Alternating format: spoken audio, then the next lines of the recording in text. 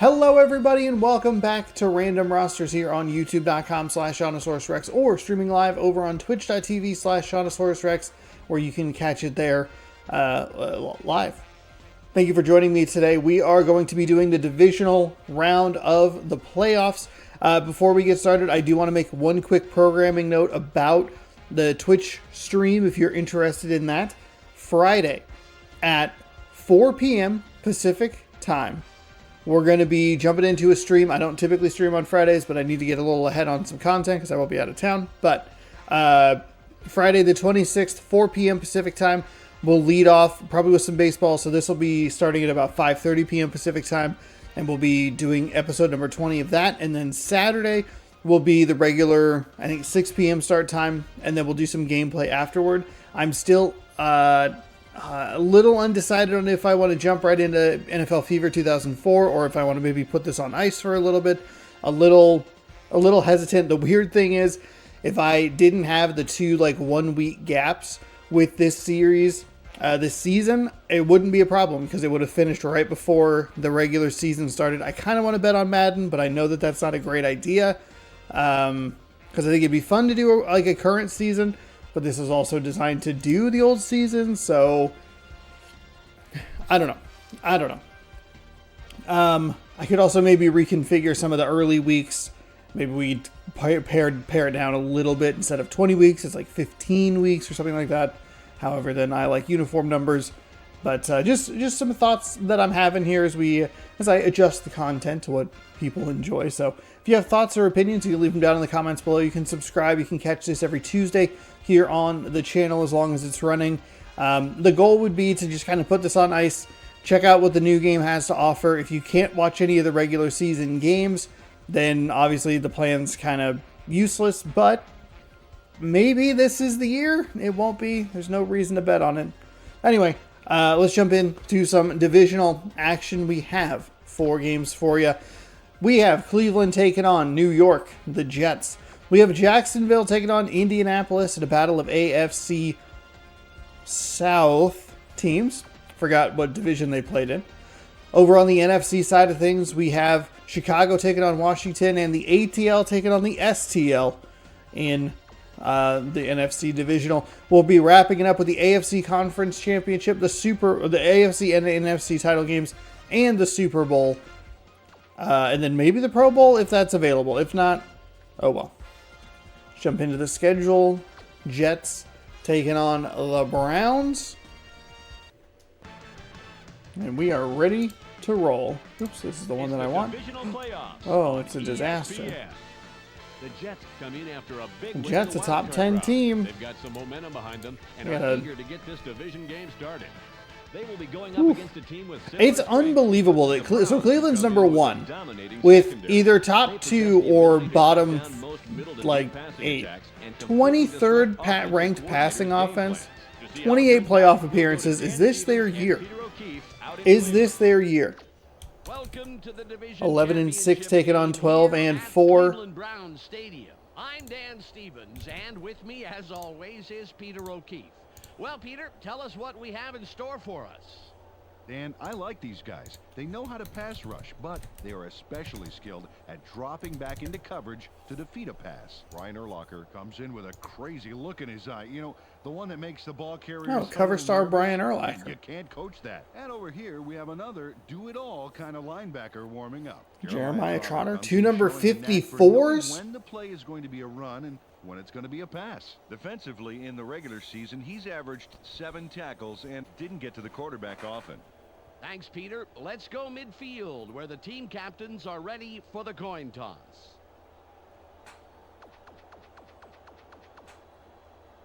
Give us tails. They call tails.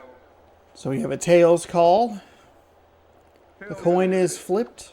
The Jets will select to receive, and they will get things started here in Cleveland. Cleveland, the number 1 team in the AFC. Chicago, the number 1 team in the NFC. As Green Bay was absolutely horrendous. Barney signals, and we're about to get underway. The kick is away. And here we go, game number 1 of 4. Thank you so much for joining me today. It's a nice run out to the 20 to the 25, weaves his way through up to the 30, and gets tackled at the 39-yard line. A terrific run back for the New York Jets, who feels like they made kind of a late season run while the Patriots faltered in front of them. They went on the road in New England last week, knocked off the Patriots. I believe they are the 6th seed. So they will be on the road the whole way through. From the 39 after the fantastic kick return. Culpepper fires, and it's intercepted. Oh, what a horrendous start after the great kick return. You saw him duck and weave through all the traffic. It's just a terrible throw into double coverage. There was just too many people in that area. The ball was like too short for the deep receiver, too far for the short receiver. It's an easy pick. To make that interception count. Let's see if they can punch this one into the end zone. What a turn. What a turn early in this game. I believe it is Tim Couch for Cleveland.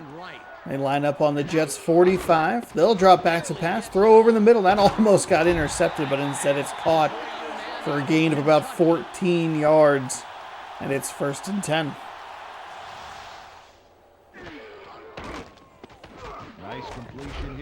Oh, that was it was a pretty good jump on the ball. Maybe really good's a bit of an exaggeration, but a pretty good jump on the ball there to try and knock that down or get that pick right back. Ball on the 31.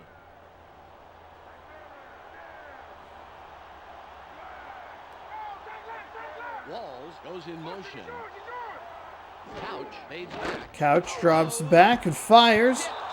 They have a 23rd ranked passing offense. They've gone to the air twice already. It's a very interesting decision there. You figure they would just put it on the ground, let them run. Next up, the receiving corps. Eric Moulds leads this squad, putting on a big show for the fans. In the regular season, he's averaged 56 yards on 4 catches a game. Finally, here's the general and his next. Oh man, especially with Eddie George. Are you kidding me? I feel like we had the Browns on recently, and that was like a problem that we had. Was kind of looking at it and be like, what in the world? Like, why are they passing the ball so much? They have Eddie George. It could have been another team as well. It actually might have been the Jets. Like, no, they ran with Sean Alexander pretty consistently. There was another team that had a really good running back. It could have been the Rams. Like, you should just be letting him run over everybody. There's Eddie George's first touch of the game, and that's why you want to get it in his hands. A nice pickup of 11 down to the 20. And it's another first down for Cleveland. Looking good at the outset of this game. On that run. Talk about keeping it floored, Dan. That's what you're looking for. Doesn't have to be 10-yard chunks every time, but Eddie George is too good to just stand there and pass the ball around. There's a reason that you have a top 2 ranked offense or rushing offense. I can't remember if it was 2 or 1. And only a 23rd ranked passing offense. Eddie George is better at his job than Tim Couch is at his. Throw is low, but a nice adjustment made. Kind of a slow animation. Lets the defense collapse. And as we take a look at that defense, starters up front for the Jets. Meet the Mets. Next up are the linebackers. Mr. is the standout player of this bunch. Finally, Peter, the secondary. Marcus Robertson disrupts pass attempts all day long. Now back to the game.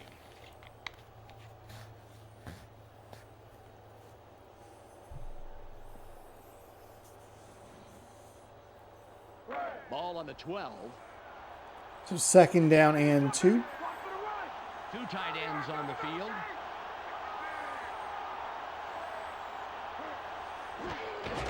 Pitch to the outside. Jets read it pretty well, but Eddie George is just too good. Looks like it should have been stuffed for no gain, maybe a gain of 1. Instead, Eddie George uses all that muscle to push through and pick up 4 in a fresh set of downs. 1st and goal. right on that 8-yard line. It's first and goal.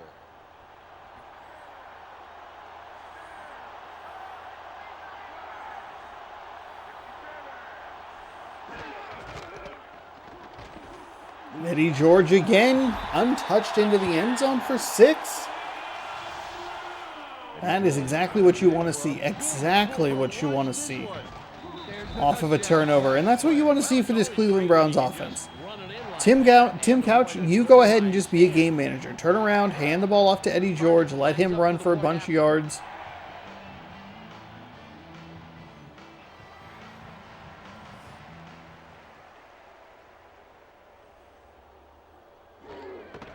It's away. The extra point. Kick is up. Kick is good. With 2:39 to go here in the first quarter. It is Cleveland 7, New York nothing. 7-0.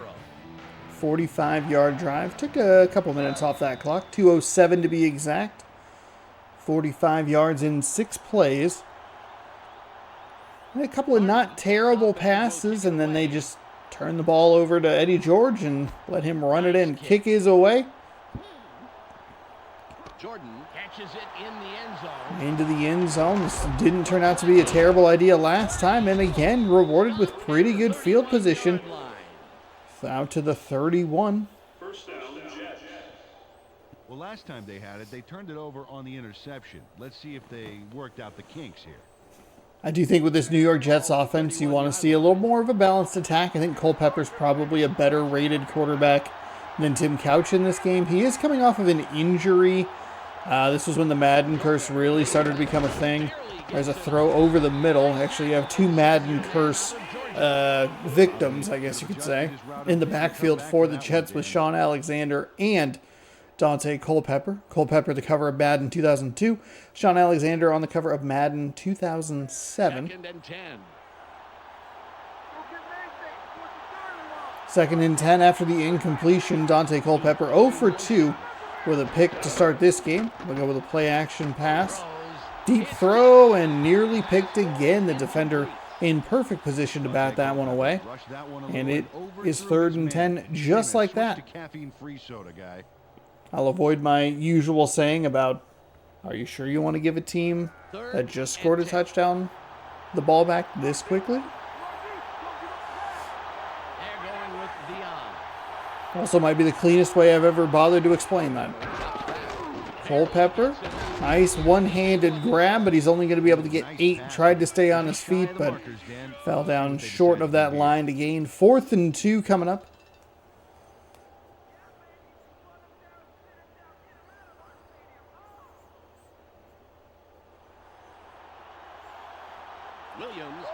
So it's an interception on the first go-round and a punt on the second go-round for these New York Jets.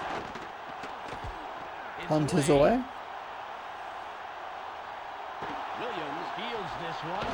Williams, oh, he gets out of a tackle before getting knocked out of bounds. 1st down and 10 for Cleveland. We'll see where their field position is. Let's see what they can do on their second drive of the day. Looks like they're short of midfield there. Ball on the 42. Just short of midfield. 8 yards short, I guess. 1st and 10 from the 42-yard line. What does Cleveland have up its sleeve for their first play from scrimmage? They're going to go with a pitch to George. If I'm New York, I sell out. I am okay losing to Tim Couch. Maybe not okay with it, but I do not want to lose to Eddie George. 2-yard loss creates a 2nd down and 12. Ball at the 40-yard line.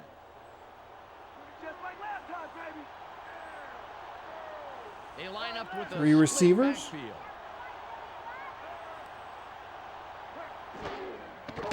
Couch under center, rolls and fires. Ooh, dangerous throw. A couple of defenders in the area. One gets a hand on it and knocks it away. Good adjustment by this Jets defense. Create a loss on 1st down. Make it a pretty obvious passing situation. Drop back in coverage and It's now 3rd and 12. I guess hope you get it right. Single back formation. 3rd down and 12. Fades back. Throws. Ooh. Whoa, whoa! Oh my goodness! It's a gain of 15 and a first down. Is that Eric Molds? Great run after the catch. I couldn't believe what I was happening. Couldn't believe what I was seeing. You're going to see yet another, okay, kind of a weird catch on the replay. You're looking at one of those kind of short, low throws. Last time we saw that from Tim Couch to a Browns receiver, it was a completed pass, but the defense was able to collapse with how long it took that animation to finish up before he could try and turn upfield. That time the defense isn't able to collapse, and they're able to find extra yardage. Nice play by Molds. Good adjustment to go low and get the ball. And a great job by him to pick up some extra yards. Yet again, the Browns try a run on first down and 10. It goes for a loss of 2. It's now 2nd and 12.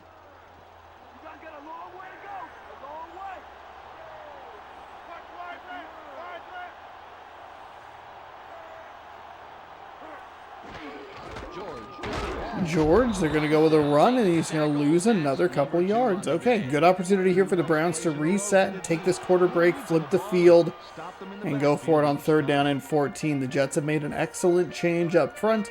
They've been able to get into the backfield, stay disciplined, don't give Eddie George any lanes, knock him back. He had a bunch of yards on that first drive, but he has -6 here on the second drive. So we take a look at the stats for the first quarter. 7-0 our score. Cleveland on top.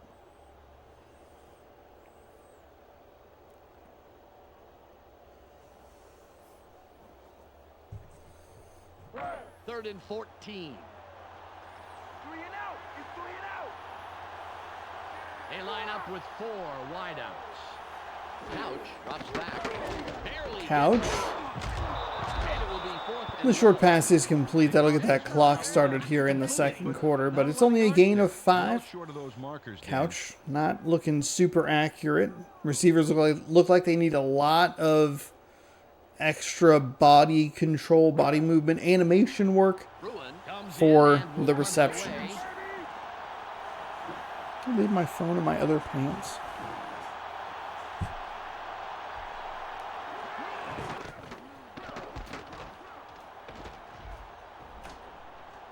He can't be happy with that one. Definitely not what he's capable of. Well, believe it or not, these guys have yet to see a first down today. Forget worrying about a score this drive. Just try and move the ball downfield. Ball at the 21-yard line.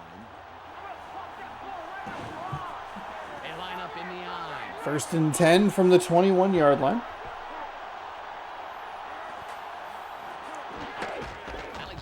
Alexander getting a care. Uh-oh.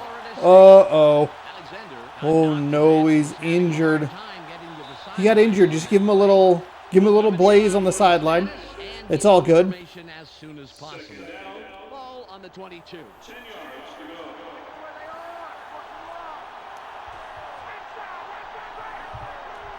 Culpepper, throws.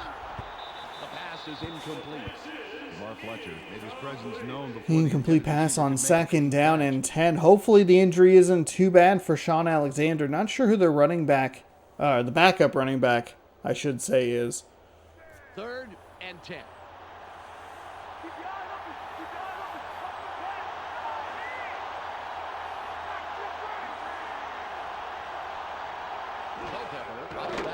Culpepper dropping back on 3rd down, and well covered on the back end by the Browns defense.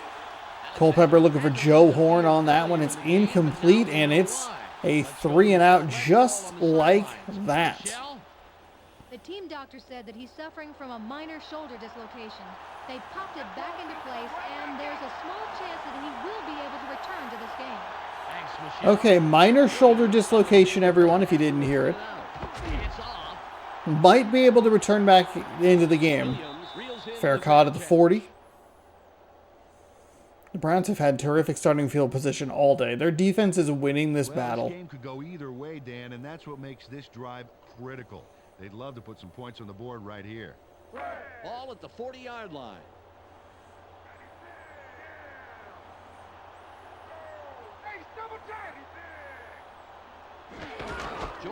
From the 40, they hand it off right up the middle to George. Maybe that's part of the problem for the Cleveland, is that they've been trying to go with the stretch runs, the toss runs to the outside. They just run it right up the gut, 5 yards. Nice and easy. It's 2nd and 5. Keep an eye on the backfield. Watch for the run.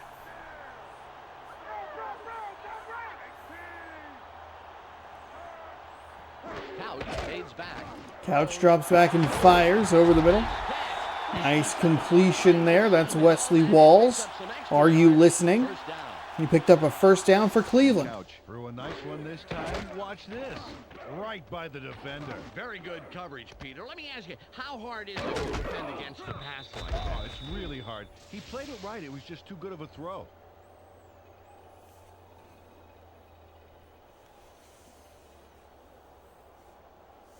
Ball on the 45.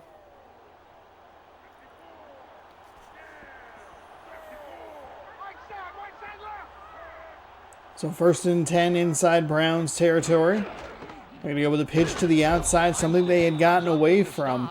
You can kind of see why. You go right up the middle, it's a 5-yard gain. A pitch to the outside, a 2-yard loss on first down. Sets them behind the sticks with a 2nd and 12. Ball at the 46-yard. 3 tackles today for Jesse Armstead. Thankfully, I have the Twitch stream running so I can see it. I was like, oh, was it Armstrong? Ripped by Tim Couch into the waiting arms of Eric Moulds. A terrific throw and catch there. That's what you're looking for. That's what you want. You want to see it. There's the throw right to him. This passing offense, you want to see that chemistry between receiver and quarterback. Patterns that it's almost instinctive at this point.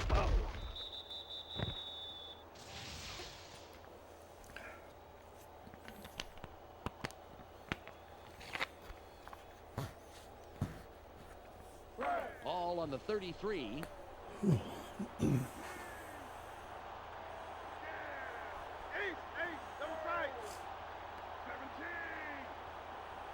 We've reached the 2-minute warning. Okay, quickly we have hit the 2-minute warning here.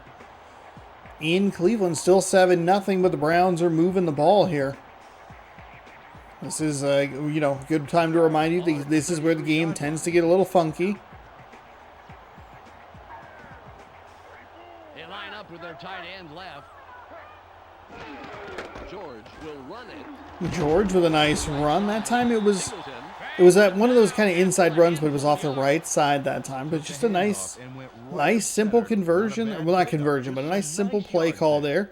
Good design, great execution, pick up 6. Like, you gotta feel the whole playbook is in 2nd and 4. play, I guess. The entire playbook is at their disposal. Creep it inside field goal range from the 27-yard line. We're going to go with George. He'll pick up 3. It was a good job to bounce back toward the middle of the formation there and try and pick up some yards. Got kind of clogged on the outside. Nice job by the Jets defense to set the edge. 3rd and 1. Great vision from Eddie George to bounce it back inside. 3rd down and 1 as they use a hurry-up offense. And they'll go with a run right up the middle. Eddie George is going to pick up a solid gain of about 5 or so inside that 20-yard line. First timeout. Jason Whittle threw a key block on that play, Dan. Watch how it unfolds. There's the block. This O-line is a squad of tough customers, Peter. They opened up that hole. Sure did.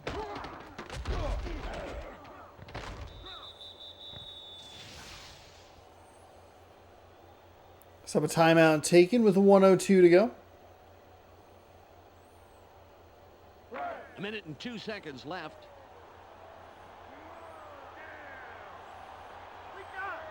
Offset I formation and 2 receivers to the bottom of the screen.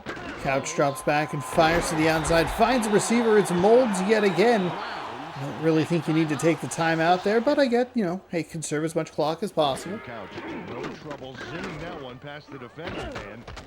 Perfect. The ball was out of the hand before Moulds even turned around to look for it. Nice snag. And it's 1st and goal.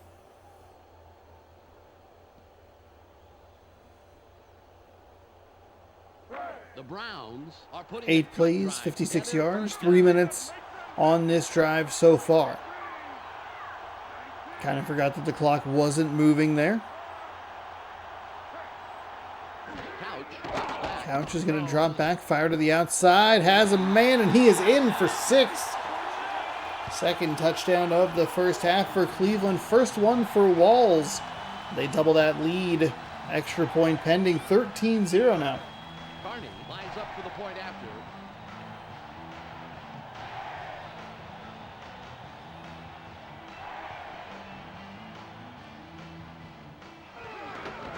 It's up. The extra point is good. This game could kind of quickly get out of hand. 14-0. I mean, you're talking about a 14-0 game where Cleveland is dominating the time of possession, and the Jets' best play has been an interception that they've thrown. Carney lines up, signals, and we're ready for the kickoff. The kick is up. Jordan gets it deep. Actually, the best aspect, now that I see the run back, the best aspect of this Jets team has been the run back. They've set them up with pretty good field position all the way out to the 40, a little past the 30-yard line. This might be their weakest kickoff return field position at the 20, which is still, I mean, that's just a touchback. Alexander with the ball. Trying to find some room up the middle. This is where you'd like to see the Jets take a timeout, work a hurry-up offense, but these teams just do not work in these situations correctly. But watch how he pulls this out. Ooh, takes a shot from behind, but just keeps churning his legs until he's out of trouble. Well, it just goes to show, Peter, persistence pays off in a pinch.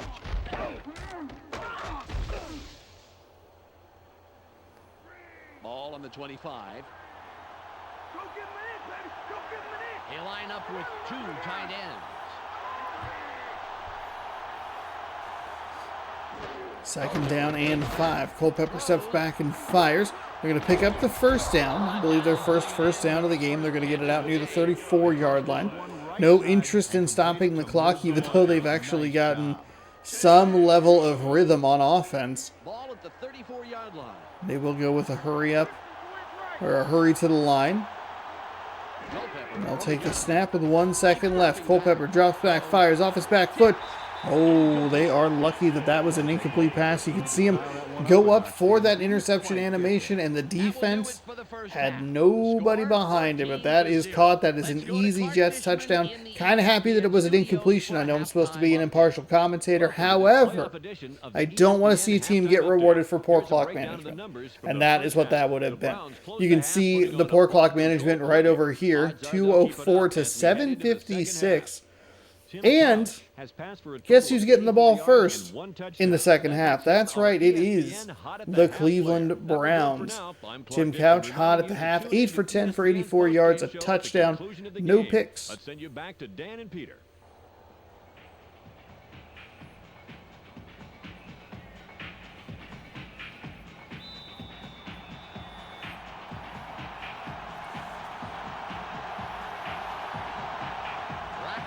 Signals and will kick off to begin the second half. Strong kick. Kick is away. Smith. And inside the end zone, he'll return this ball. He'll get up past the 20 and finally knocked down at the 24-yard line. Or I guess finally falls to the ground. Got contacted at the 20-yard line, pulled him for 4 more yards before they marked it down. Let's see what Cleveland has for this opening drive of the second half. I would guess more of the same. Just kind of put it into clock management mode. You're up 2 touchdowns on a team that has shown absolutely nothing in this playoff game. High formation. They'll go with a run. Nicely blocked. It's a gain of 2, but it's a pretty solid 2 there. Got a few yards there off the first down carry. You can't underestimate the value of getting positive yardage on first down.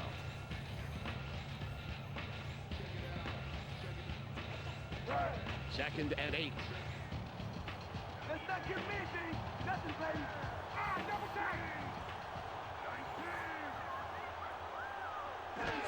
Double George with a run. Oh, he kind of bounced. Actually looked like he had a pretty decent gap right up the middle, or I guess off the left side of that line. But he bounced it to the right where it was a little too cluttered. He got clogged up, knocked back. Somehow able to pick up a yard, but not the running that you're looking for from Eddie George. It's 3rd and about 7. Don't give up the pass.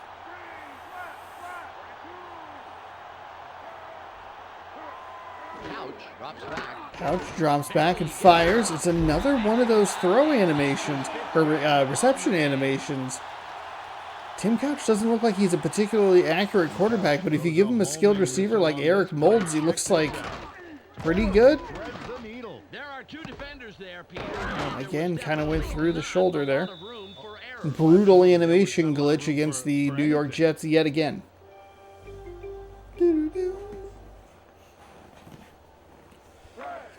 9 for 11, 91 yards and 1 touchdown. So 9-11, 9-11, 9-1-1.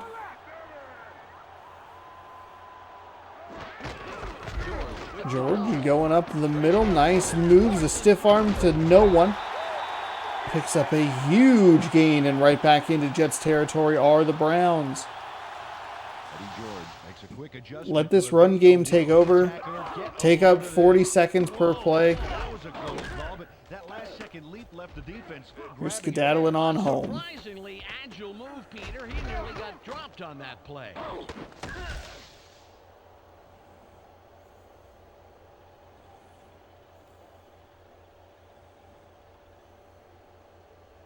All on the 49. They line up with 2 wideouts.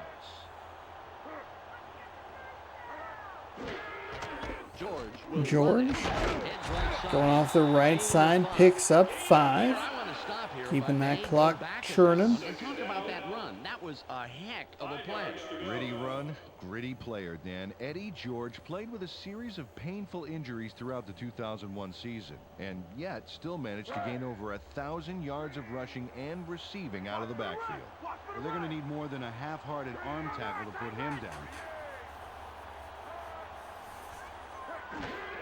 George. 2nd and 5 for George in this Cleveland offense. It's taken nearly 3 minutes off this third quarter clock. It's a big play for the New York Jets defense. If they want to get back into this game, they need to do it now. They don't have time to fart around and give up another 3rd down conversion, especially with how much time Cleveland is willing to take off of the third quarter and the game clock in general. Jumbo set for Cleveland. They shift the fullback to the left side, pitch to that same side, and he'll get the first down. The pitches and the stretch plays haven't been super successful or consistent in their successes, but they do pick up a nice play right there. Pitched to the outside. Now he's past the marker. Great execution on 3rd down play. Anytime you move the chains, well, you have to be happy.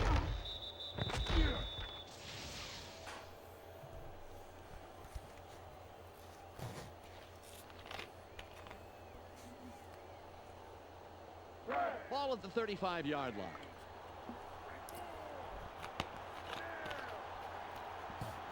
They go with the split backfield.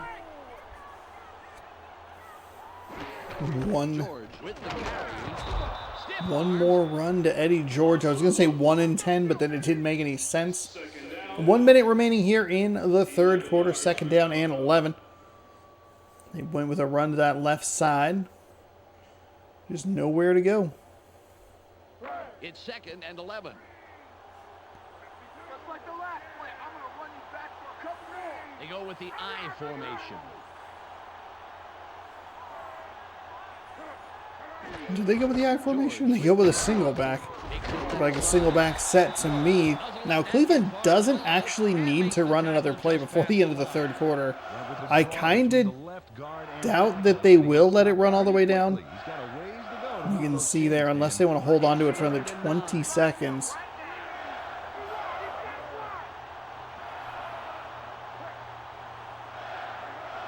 Couch fades back. Couch throws, overthrows everybody. It's a 4th and 9. It's some poor clock management there. You should have taken that all the way down to the end of the third quarter. flipped the field and then maybe brought up a better play than that. Looked like Couch just kind of took his first read. Maybe not even a read. That was kind of just like, I'm going to you, and that's the end of the discussion. 4th down and 9. The kick is up, and it is good. It's really hard to tell in these games. John Carney really gets a piece of this one for a big kick. Oh, let's see that again. A lot of force behind that kick, Dan. But what really matters is where it comes down, and it came down right. So if Cleveland wins this game, they will host the AFC Championship with an opportunity to go to the Super Bowl. That'll be next Tuesday on youtube.com/SeannosaurusRex, or check it out Friday around 5:30 p.m. Pacific time on twitch.tv/SeannosaurusRex. There is the kick. And this will be the final play of the third quarter. As this run back, again, kind of the best part of this Jets team. It's not a lot to talk about, but he has at least been consistent in getting them with run backs to the 20 or beyond. 21 total yards of offense and one of the worst displays of offense you could possibly imagine. They have 1 first down. They've thrown as many interceptions as they have first downs. Alexander is back in the game. I have no idea how long he's been back in the game. They had 2 minutes of possession time at the half, and they just lost all 5 minutes of the third quarter. So they're down 3 scores. Trying to keep the run game involved. That's a good plan. Still early in the fourth quarter. You're going to need a field goal somewhere in there. Ball at the 27-yard line. They have their tight end to the right. Second and 7. They're going to go with a run to Alexander. I think maybe you hope that he just breaks one. A quick strike score doesn't necessarily have to be a passing play, though I think ideally it is. Or you could try to take the methodical drive down the field, see if you can get your offense into some kind of rhythm, wear this defense down, give your defense a rest, maybe more importantly. Then you kind of start to pick up the pace on the next couple of drives. Ball on the 36. Field goal is still a valuable result.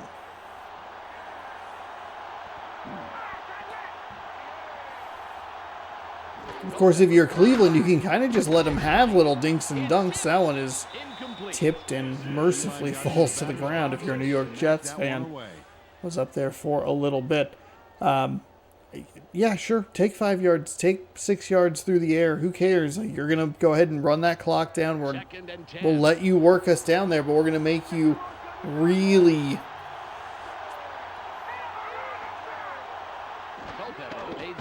Culpepper drops back and fires. Oh, it's a big play on the backside. That's going to probably double their offensive output on that one play. It is going to be the same play. I don't think they really call any sort of audible here. Culpepper again drops back, goes same spot. It's a nice job to at least get the shoestrings, caused him to step a little bit, which made him stay more in place than got tackled. But it is a first down. Culpepper throws it short. Alexander with the reception for 5. They are into a nice hurry-up offense. This is helping with the rhythm. Quick decisions. Culpepper doesn't really have to worry about looking all over the field as we have a flag down. I'm going to guess it's a clipping. Ooh, it's a holding. That might absolutely crush this drive. 2nd and 15. They were in such a good rhythm. They were picking up yards, and then a big hold there might have totally done in their hopes and dreams. Woody gets set after committing the penalty. Culpepper fades back. Culpepper drops back and fires. It's off the hands and incomplete. 3rd down and 15. 3:19 to go. That penalty killed this drive. It's 3rd and 15.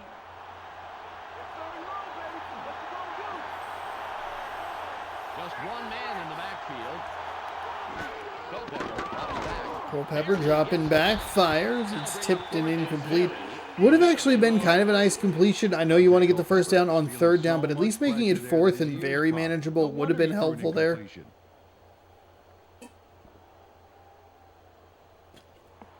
This is a long kick. Oh, they're going for the field goal here. I don't think they're going to get it. There's the kick. Whew, I don't even think it was close. Shy of the crossbar. Will Rackers comes away with nothing on that long kick. Man, being a kicker is a tough job. That was a very long kick, Peter, but I still think he thinks he should have made it. First down and 10 for Cleveland. I just sit on the ball On their own 46. 3 minutes to go in this one, and they have this game all wrapped up. George with the ball. Crossing T's, we're dotting I's as we wind this one down. 4-yard gain for Eddie George. Second down and 6.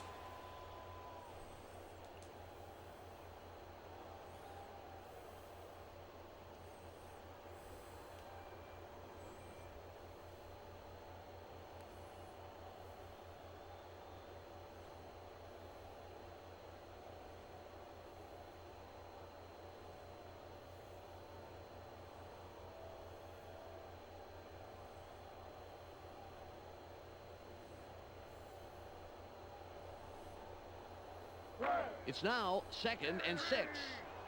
They're going with Dion. Good clock management by the Browns. They can take this down to the 2-minute warning. It'll be third down and 4. Third down. Took this one off his right guard, but it didn't open up like he wanted it to, and he stopped pretty quickly.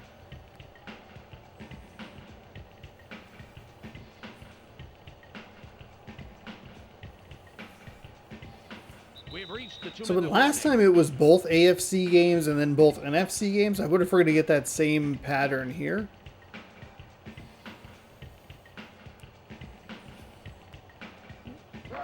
Third and 4. Jesse Armstead getting the highlight again with how many tackles he has today.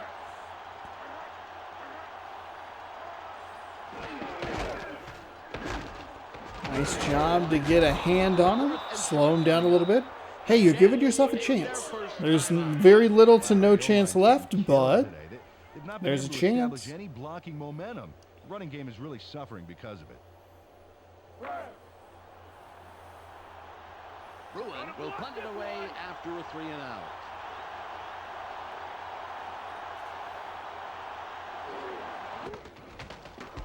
It's away. Jordan hears this one. Forces through. Big run back for the New York Jets.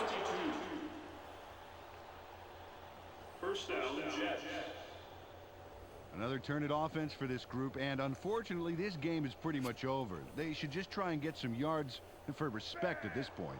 1:44 on the game clock. That ball's not going anywhere,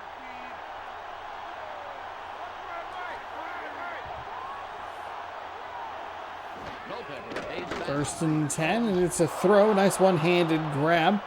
He's into the Browns secondary and steps out of bounds right around the 30-yard line. Man, where has that play been literally all day? I can't believe how devastating that penalty was. I completely crushed that drive. Absolutely. It's a great one-handed catch by Joe Horn. Great pair of feet. What, they're fast?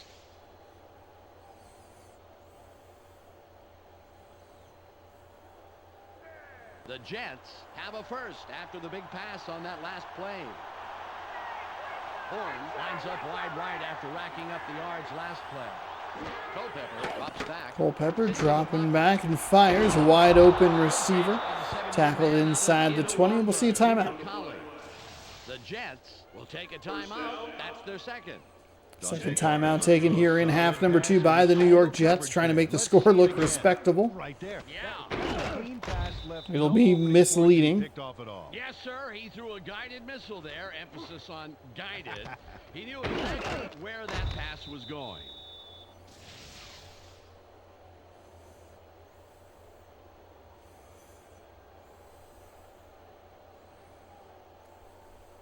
Just 1:31 left on the clock.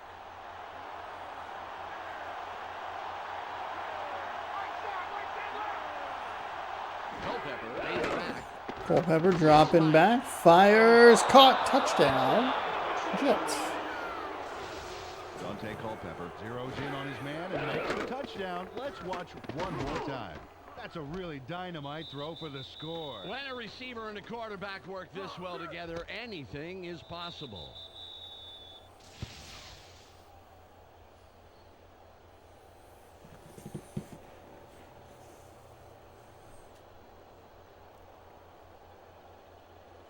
Rackers will line up for the point after.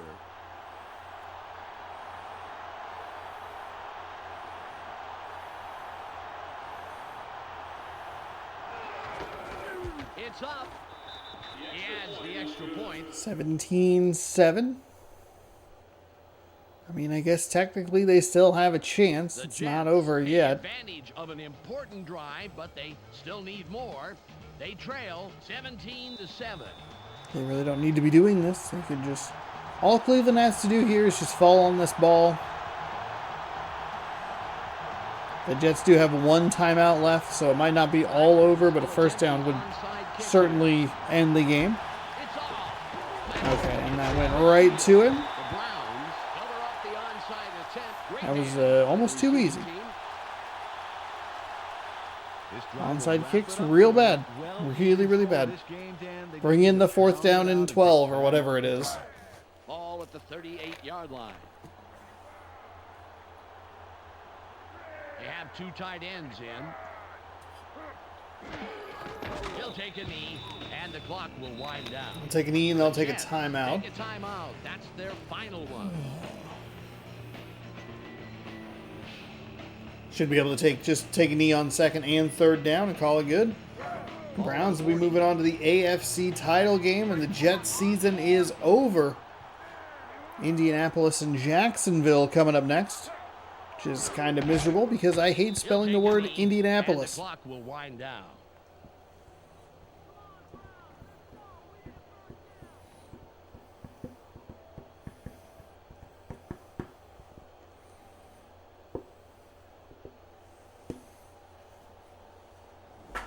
This is a good opportunity for me to get a fresh drink. Freshen it up.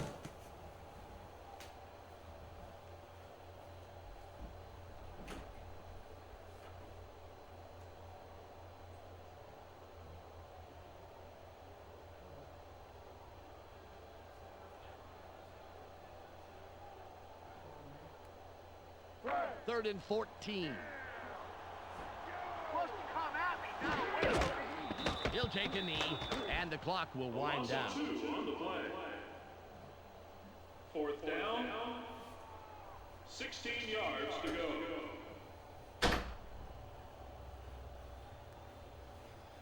All right.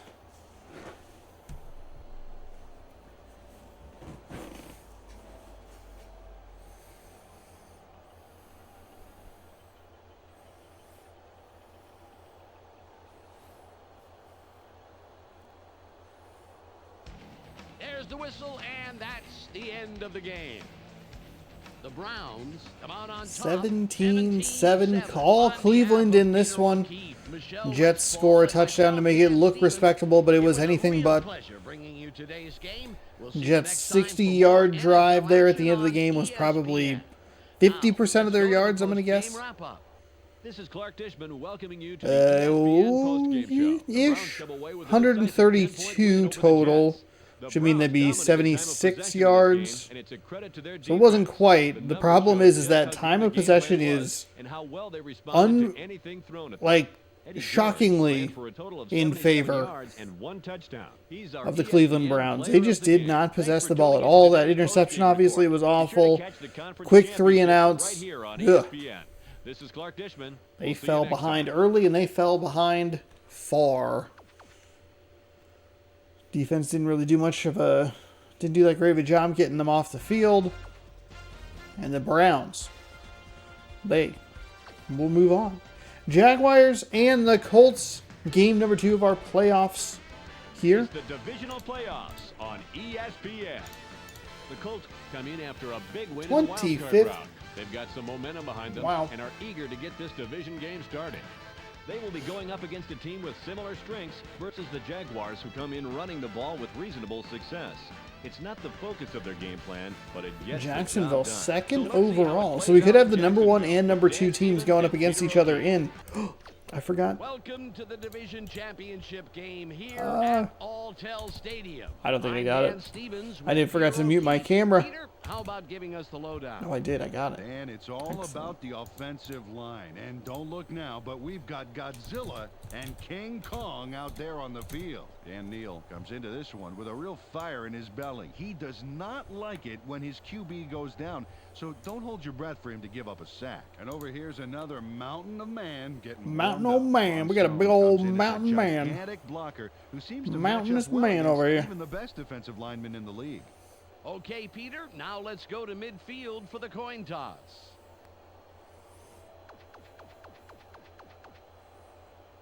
Take tails. Tails is called. Tails it is.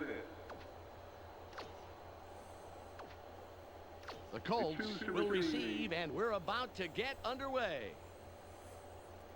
So the Colts will take the ball first. And we are ready for game number 2. We're going to set up the AFC title game after this one's done. Then we'll move over to the NFC side of things. That kick is away. Atto catches it in the end zone. Not as good a return, might bode well for this Indianapolis Colts team. They probably saw what happened in the last game. Hey, a really good punt or a really good kickoff return. Oh, it led immediately to an interception. No thanks. Ball on the 20. Oh, you like that to back up against the wall. Tight end is lined up on the right side. Greasy drops back. Greasy drops back and fires. Nice completion for the first catch of the day.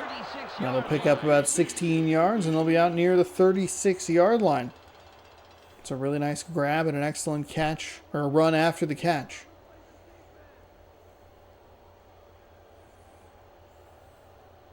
All at the 36-yard line.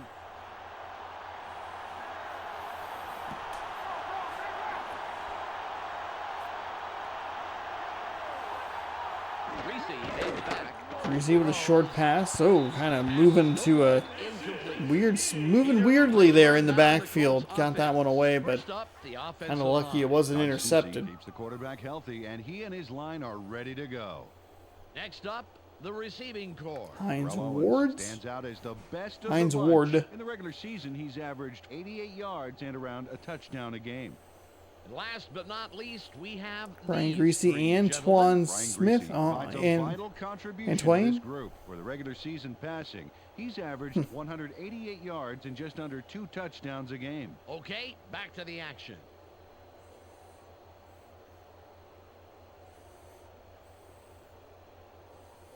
Second and 10. Take it down the middle left, baby.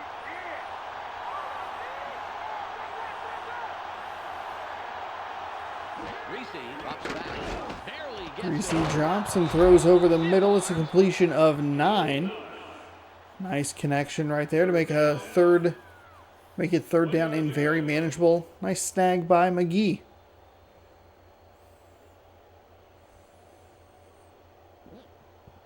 Third and 1. It's only a few feet. You ain't going nowhere.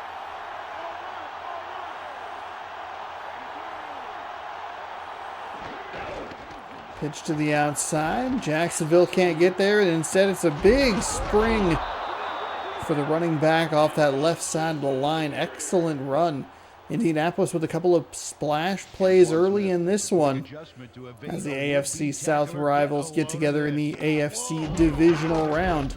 Made a man miss before he got tackled. A surprisingly agile move, Peter. He nearly got dropped on that play.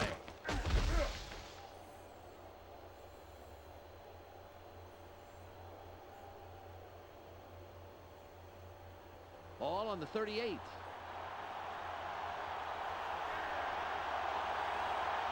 Two tight ends on the field.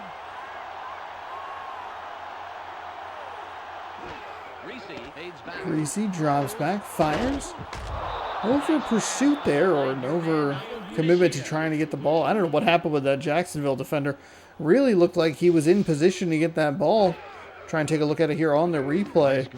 Yeah, number 24 was right there, but then just did not hand up in the air. This is a great looking drive for the Indianapolis Colts. They've had an explosive run play. They've had a couple of nice pass plays. Deep in Jacksonville territory.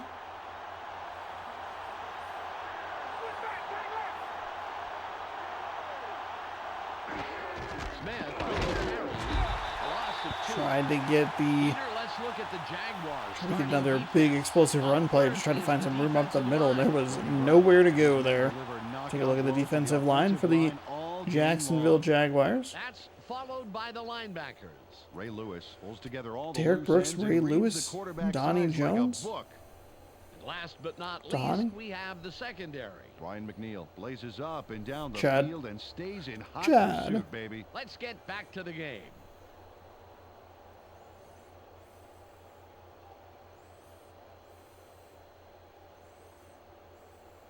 It's now 2nd and 12. Repeat performance.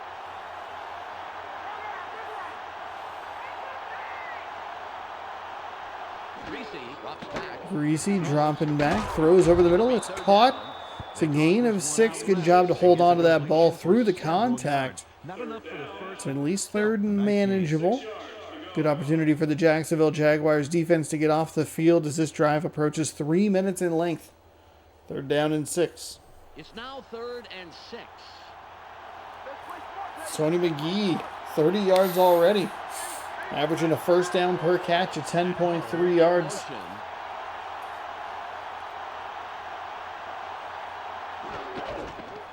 Play action pass. Rolls outside. Hit as he throws. Not exactly sure what happened there. Looked like an offensive lineman tried to tackle the defensive lineman to make sure there wasn't an interception. Got wild there at the end, but it's an incomplete pass, and Indianapolis will settle for 3. Lines up for the first quarter lead.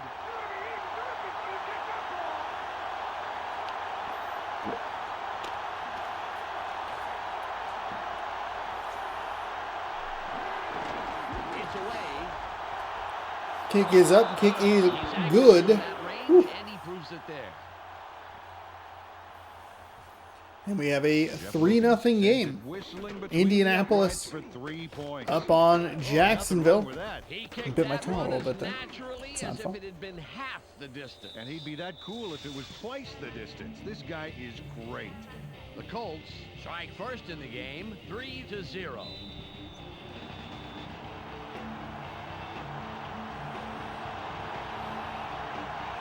Lukens lines up for the kickoff. It's away.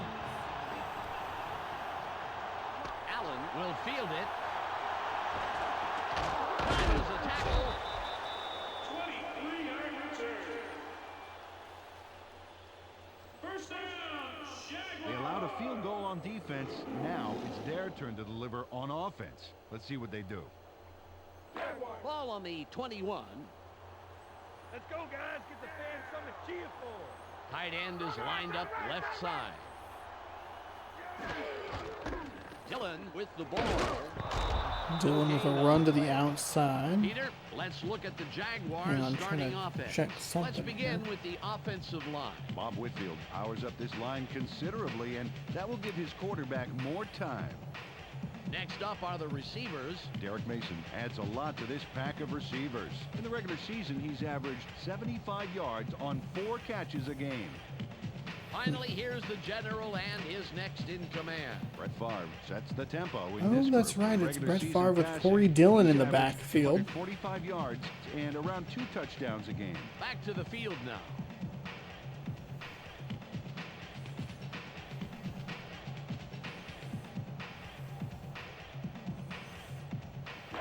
Ball at the 21-yard line. They line up in the eye. All right, refocus on the game here. 2nd down and 10. We approach 1 minute to go here in the first quarter. Going to be able to hand off to Dillon. This time he's going to try the left side. Not a whole lot of room. They'll give him a gain of 2. It'll be 3rd down and 8. I feel like it's not super common that we see like a long drive or like an effective drive met with an effective drive. You know, we saw a field goal as they took a pretty good chunk of the first quarter off the clock. And then we have Jacksonville, who comes out 2 plays, pretty quick on the time. They have 2 yards to their credit. I don't know. Especially first drives of the game. Seems like they're really short on one end and kind of long on the other side. 3rd down and 8 for Favre, who drops back, whips it in between a couple of defenders. He'll pick up a 1st down. And right as I say something, they figure something out. Stokes with a nice gain there.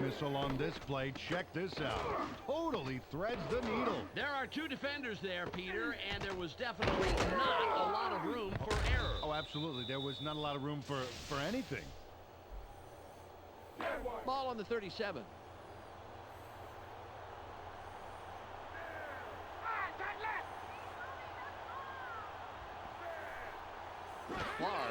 First and 10 for Favre, who drops back. Sidearm slings and misses his target on the near sideline. Mason just could not come up with the reception.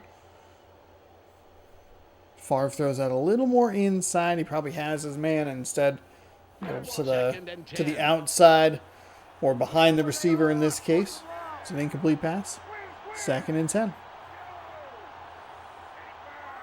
Mason goes in motion.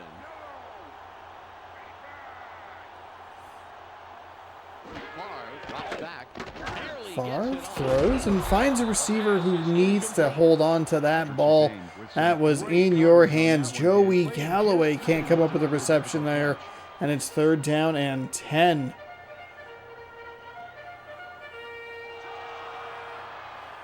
Third and 10.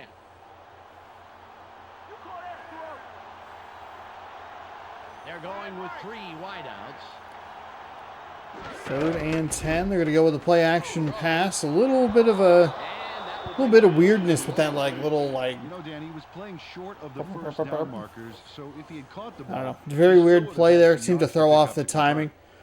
The pass kind of wildly incomplete, and it is 4th and 10. So Jacksonville, who probably should have had a 3rd down and very manageable at 3rd and 1 if Galloway comes up with that catch.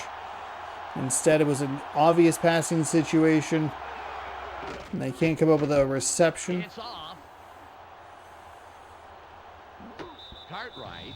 So it'll be punted away.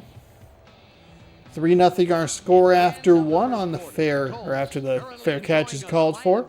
Indianapolis with 57 yards. 3:19 on the clock. Jacksonville, it's a little more balanced, but still only 16 yards and not a whole lot to talk about offensively. A couple of missed opportunities early in this one for them. We'll see what Indianapolis can do with their 2nd drive of the game. Ball at the 22-yard line. Come on, I want to see some energy this quarter. 1 man back. Smith with the carry. That's a nice run by Smith. Bags him down after a handful of Good job to pick up a nice gain off that left side. Looked like he wanted to go a little wider with it, and then did a good job to break it back more toward the middle after he saw a gap there to work with. Ball on the 27. Indianapolis, feel free to keep this ball on the ground. Feel free to keep this game short and tight. 2nd down and 4 for Greasy, who steps back and fires over the middle. Again, you have a Jacksonville defender screaming across the face of the receiver with that arm up, trying to get the deflection, but it just pulls him so far in front of the play. It's wild to watch. See it there on the replay. Completely takes themselves out of the play. Not that they would have had much of an opportunity for the tackle, but especially with how unsure the hands can be in this game, I think you would rather, instead of pressing Y or triangle, to go for that deflection, maybe just try to get a hit at the right time. You should be able to jar the ball loose. We've seen a lot of, hey, that should have been a catch. We saw one with Galloway on the previous drive for Jacksonville, and it has been a consistent theme throughout this game. Nice job by Smith to dive forward for a couple extra yards. Go ahead and pick up 9 and like 3/4. Doesn't let up until they finally snag it, but it sure took him a while. He is the man of the hour in my book, Peter.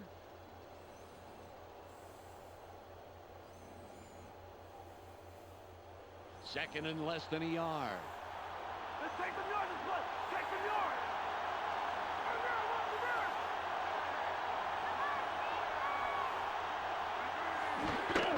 Smith. Second down and 1, and a great job by the Jacksonville defense to get into the backfield and force a loss. Pretty generous spot by the officials to only give him a loss of 2, where he ended up 3 or 4 yards behind that initial line of scrimmage. Third down and 3. It's third and about 3.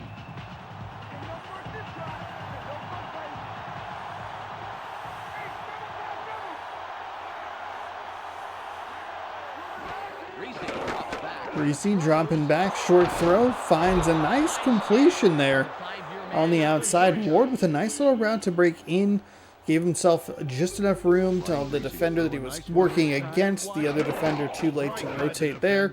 Just a wide open pass right there. Oh, it's really hard. He played it right. Got his defender turned around and everything. This is a good-looking Colts offense here. They don't have, the points to show for it like a team like Cleveland does with touchdowns, but they're playing their style of football. They're keeping the ball in their possession as we wind towards 2 minutes to go. Another 1st and 10. Goes with a handoff. Smith looking for some room. Can't find a whole lot. It's 2nd down and 11. Down to stuff him for a loss. That's how to play the run.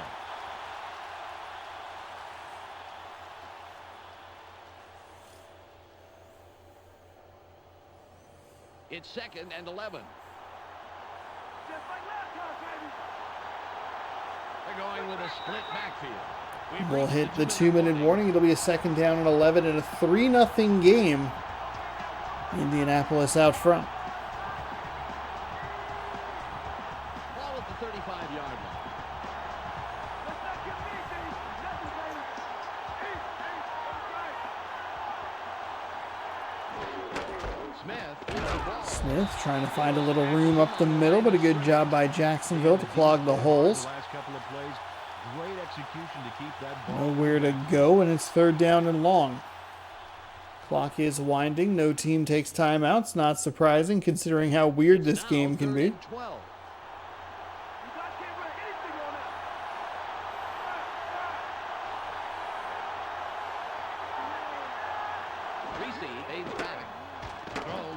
Greasy throws it short into the flat, tackled well short of the line to gain, barely got past the line of scrimmage.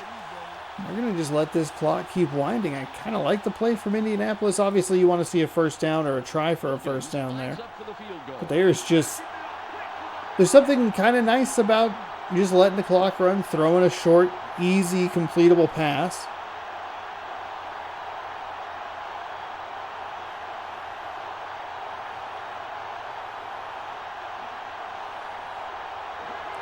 We're going to try a long field goal that looked left off the foot. I think that's off the crossbar and across. My goodness. Jeff Wilkins makes it unbelievably. Wow, let's take a look at this replay here. It hits the crossbar, then bounces Crossbar up and in. You bet. Not the way he would have hoped to score 3 points, but I don't hear him complaining. Neither do I. The Colts lead is now stretched, but still within a single possession. The score, 6-0.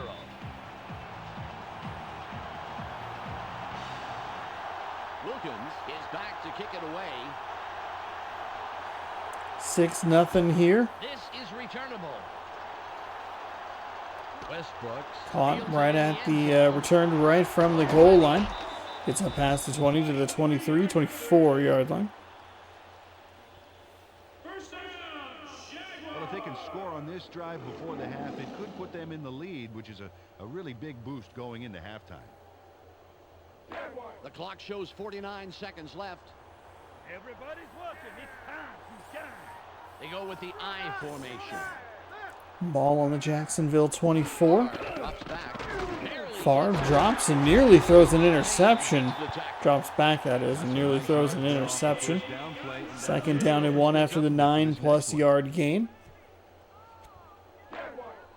2nd and less than a yard.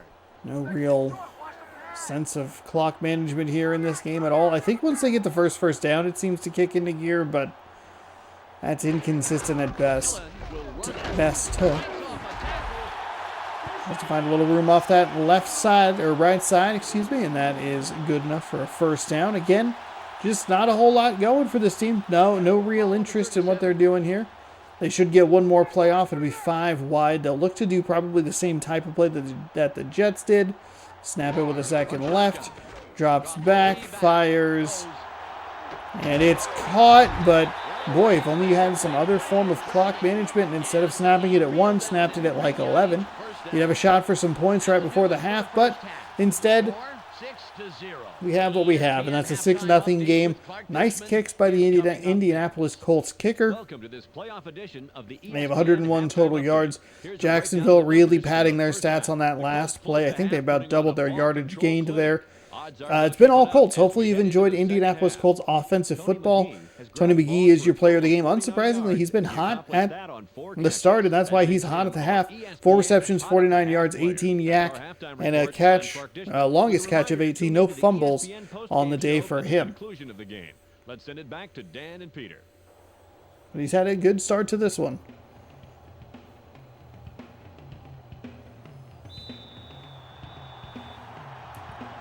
Jeff Wilkins, 2 kicks, no touchbacks. Did not catch, so that's starting, look like the 25-yard line or so. Good kick. Kick is away, and they'll return it from about the 3-yard line. Pretty nice job to get about 20 yards. That's kind of average for what it is, for what these run backs can be. And they will start at the 23-yard line. It actually looked like he might get out of that tackle and try to break it loose for something bigger, but unfortunately, nothing for him. So 1st and 10 for from the Jacksonville 23. Favre under center. Kind of a bigger bummer that they weren't able to take advantage of getting 1 extra possession after that field goal. As they do get the ball to start the 2nd half. You'd love to see the double dip. And Galloway getting off to a better start here in half number 2. A nice pickup of 11 there. Be a 1st down and 10. He sees his man and then airs it out for the completion. Yeah, they are in sync. They're able to depend on each other as the play unfolds. Well, they actually look like Backstreet Boys to me. I don't follow that. Ball on the 33. They line up in the shotgun. 1st and 10. Dillon trying to find some room and picks up 1 going up the middle.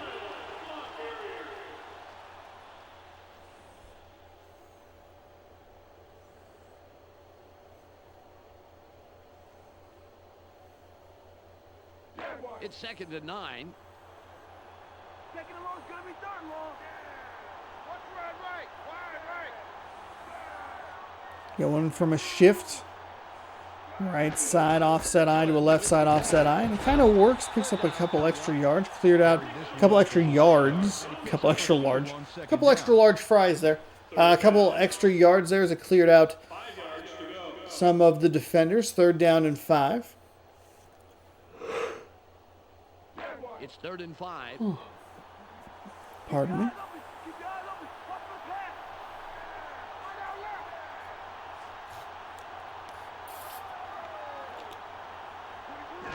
Drops back. Sits in the pocket. Throws. Nice find on the outside or the near side to Joey Galloway to pick up that 1st down. It was 3rd and 6. No trouble zinging that one past the defender, Dan. Kind of getting into some sort of rhythm here. You might start wondering if those 2 field goals from Indianapolis will bite them. Not able to punch it all the way in.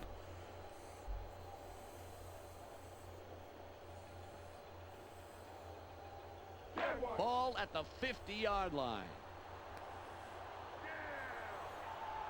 I formation. So unfortunately for me, OBS crashed yet again. Hopefully I can get this video up on time, but it might be a little bit late. We're going to give it a whirl. It's going to take a little bit to try and export, but I'll just go to bed and I'll upload it, I guess, first thing in the morning, hopefully. I'm not really sure. If OBS crashes again, I don't know if I'm going to finish this video, but just to catch you up here for just a moment, our last play. Oh God, I forgot. My PS2 controller has like... Please stop. Please stop. Please stop. My controller has drift. Never mind. I was going to try and show you the play, but I can't stop. We'll take a look at it. Favre made a completed pass over the middle to Galloway. It was a first down, and that's where we are here. I guess you couldn't really see that because they didn't put it in full screen. First day. Oh, I didn't save that I moved my camera. Oh, good. We'll get a replay. Excellent. Excellent. So we got Favre to Galloway over the middle as we rejoin action here in the third quarter. Midway through the third quarter. Jacksonville's best drive of the day. Not that it's a super high bar to clear, but it is still, you know, hey, best drive of the day. Best drive of the day is the best drive of the day, regardless of how good that drive actually is. So look at Galloway's stats quickly. It's 1st and 10 inside the 40-yard line of the Indianapolis Colts. Favre the handoff to Dillon. Dillon tries to find some room, but he'll only pick up 4. Run off the right side. Corey Dillon looks like a human bowling ball on this play. Get a load of this run. Oh my God, they're off guard. It just sends him flying. A punishing run, Peter. You know, it's plays like that that really gives the offense a shot in the arm.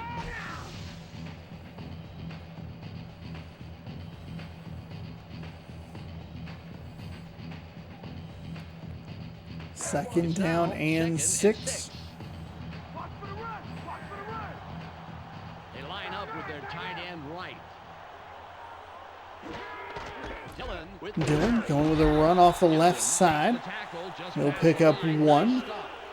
It's 3rd down and 5. Jacksonville in good position to at least cut this lead in half. They are doing a good job taking a lot of clock off this third quarter clock. We're taking up a lot of time in the third quarter. I don't know the best way to phrase that. The irritation has taken over. The annoyance. It's because, like, of course, it's today. You know, it's this video. Oh, it's intercepted. That's a terrible throw by Favre. Stop me if you've heard that before, especially as a Green Bay Packers fan. I mean, that is just an abysmal throw. And I believe that might qualify as a commentator's curse.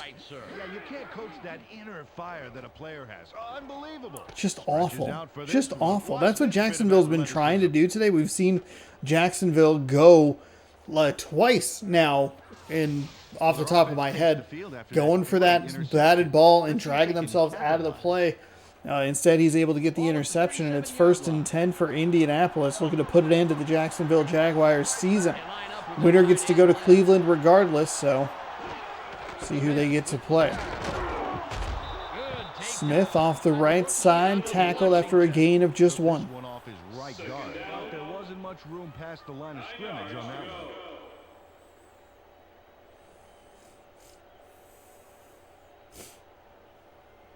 Ball on the 38. Oh, I should double check the audio. I did forget to do that. Should be good. Oh, and that's why I was talking about it a little bit earlier in this game, talking about the fact that I don't know why Jacksonville's trying to get hands on the ball, where if you just get a body on the receiver, that is good enough to jar the ball loose. You don't need to tip it for it to be incomplete.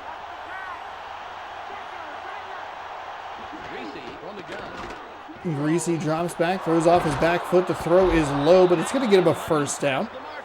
It's a nice completion and a good conversion there. We don't actually need to run another play before the end of the third quarter. Saw a lot of throws like that from Tim Couch. We have a really interesting quarterback choice from the AFC. You have the big name in Favre still left. You had Culpepper. He's a big name around this time, but now you're at Brian Greasy and Tim Couch.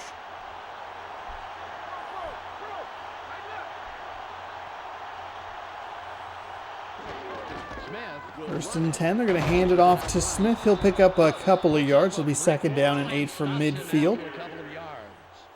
Picks up a few there. It may not look like much, Dan, but getting those early yards makes 2nd and 3rd downs immensely easier.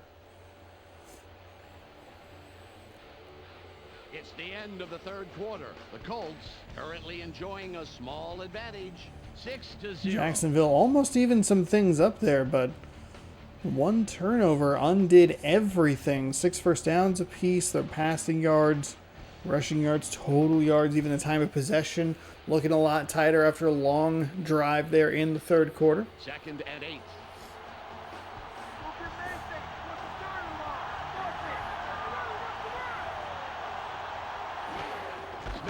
Going with a run. Smith finds a bunch of room, and he gets inside the 40 of Jacksonville. Antoine Smith made a tremendous run here. Just look at all the yards he's picking up. No one is going to stop him. And no one did stop him. Several people tried, that's for sure. Fantastic job finding the open lanes.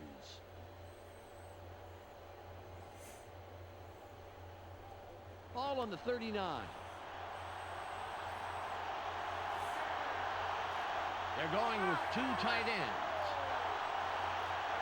Indianapolis working on a drive that might ice this game. A throw over the middle. Contact jars the ball loose. This is a big opportunity for Jacksonville. Try to get this defense to stop Indianapolis. They do have a long field goal, the Colts, off the crossbar, but you can't bank on that twice, right?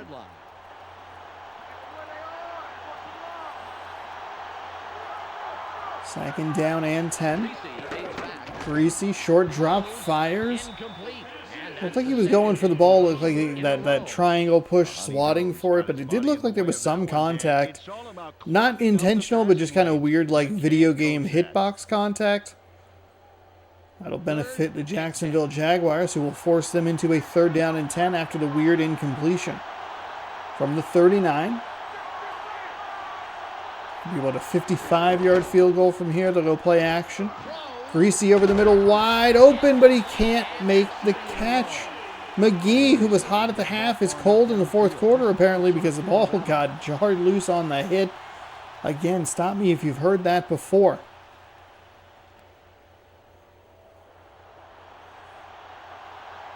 Maynard comes in and will punt it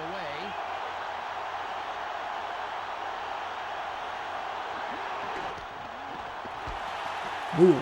Oh, no. Oh, no. Oh, I like the idea, but that is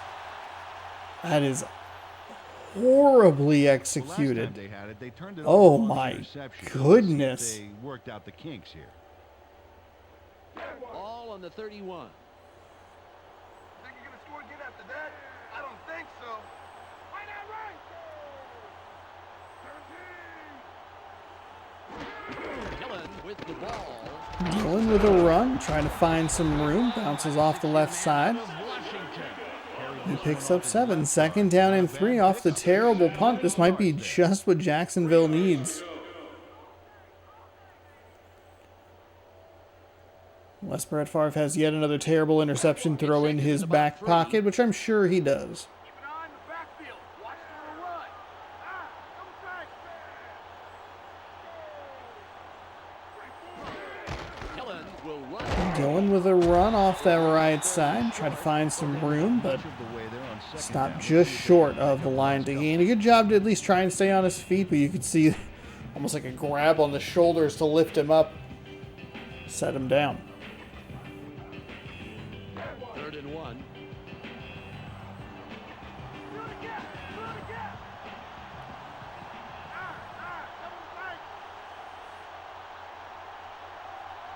Big formation shift here for Jacksonville. Likely just to see a run here. I formation, you have a jumbo set. One wide receiver right behind where I'm positioned on the screen, and they'll give it to Dillon right up the middle. He's going to explode through the middle into the secondary. One man to beat inside the 10-5. Touchdown, Jaguars. Oh my goodness, what a run. Corey Dillon.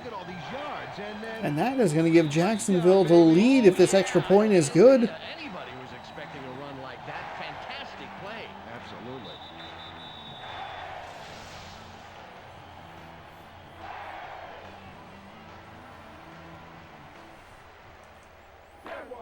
Nedney can give them a fourth quarter lead with this point after.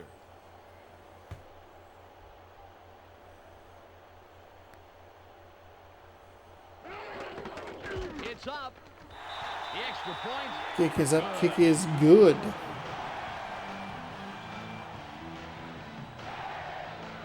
The Jaguars, with that score, take the lead. They're up 7-6.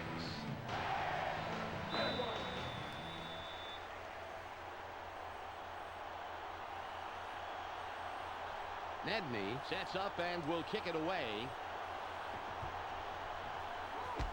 Got a lot behind this one. Okay, so got everything behind that one, and Jacksonville now leads a jumbo set, a run right up the middle. Broke free into the secondary. You have to love these situations. This is a big See what this drive. Indianapolis Colts offense can cook up. They've been okay today. Their defense has kind of bailed them out there.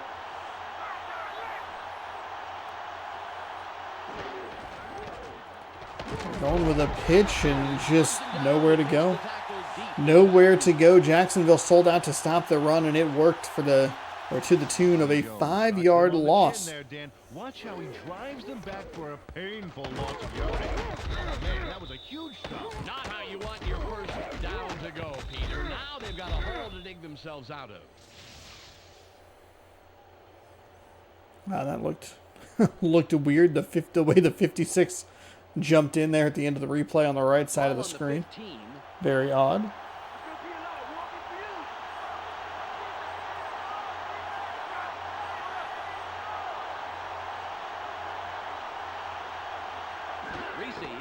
Greasy dropping back, steps up and fires through a lot of traffic. It's a big 16-yard gain. Right after the 5-yard loss, a good job by Ward to just catch the ball, turn up field. This game does have kind of a generous tackle animation, as you'll see hopefully here at the end, where he gets hit and just the momentum takes him forward. Maybe accurate, maybe? I'm not 100% sure. Feels kind of video game hitty. It feels kind of animation-y because you see the same style of tackle, kind of twist him forward and go. But Brian Greasy, there are his stats, and even 100 yards. Has an opportunity to drive for a game-winning field goal. They go to the left side of the far sideline and nowhere to go. They'll call it no gain, no loss, just a wash. 2nd down and 10. Indianapolis has a good, proven field goal kicker who's made a nice long field goal today. They just have to be able to get the ball down the field. Single back formation.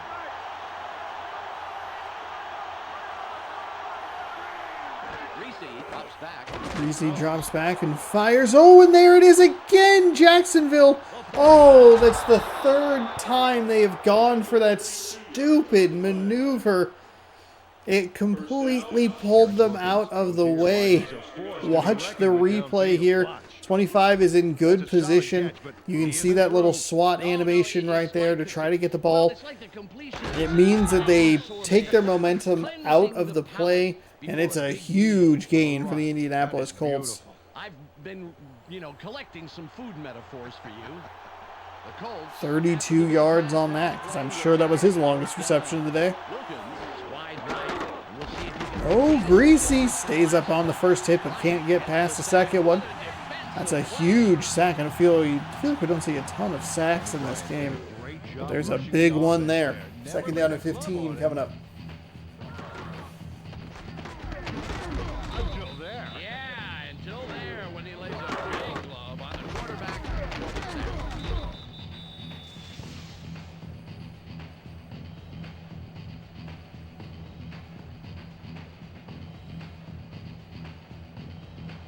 42.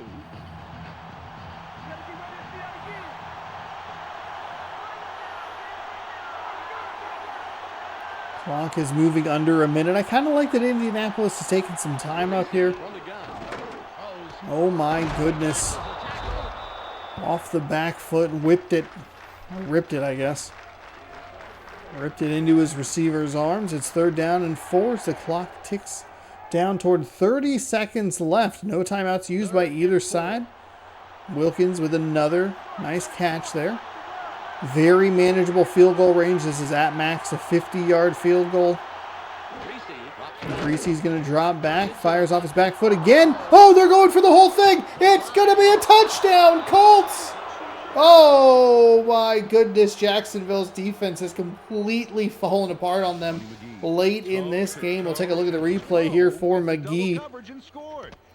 46 just completely misplayed that pass. There was even contact between the receivers there for the Colts. Didn't matter. Touchdown, Indianapolis. Wow. Might see them go for 2 here. Or should see them go for 2 here. They're going for 2. McGee lines up off right tackle. We'll see if he can step up yet again. Oof.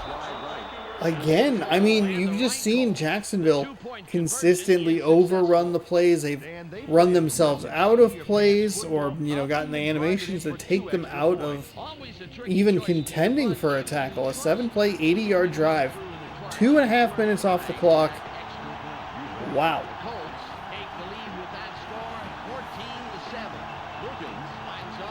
Kick is away. Inside the 5-yard line up to the 20. Goes with a stiff arm, but gets cut down right at the 25-yard line. So 11 seconds and a dream for the Jacksonville Jaguars, whose defense has been just atrocious in the worst possible spots. 11 seconds to go here. Favre drops back, fires. He actually had a guy in the seam. Where his receiver was, and he needs to put it where he's going to be.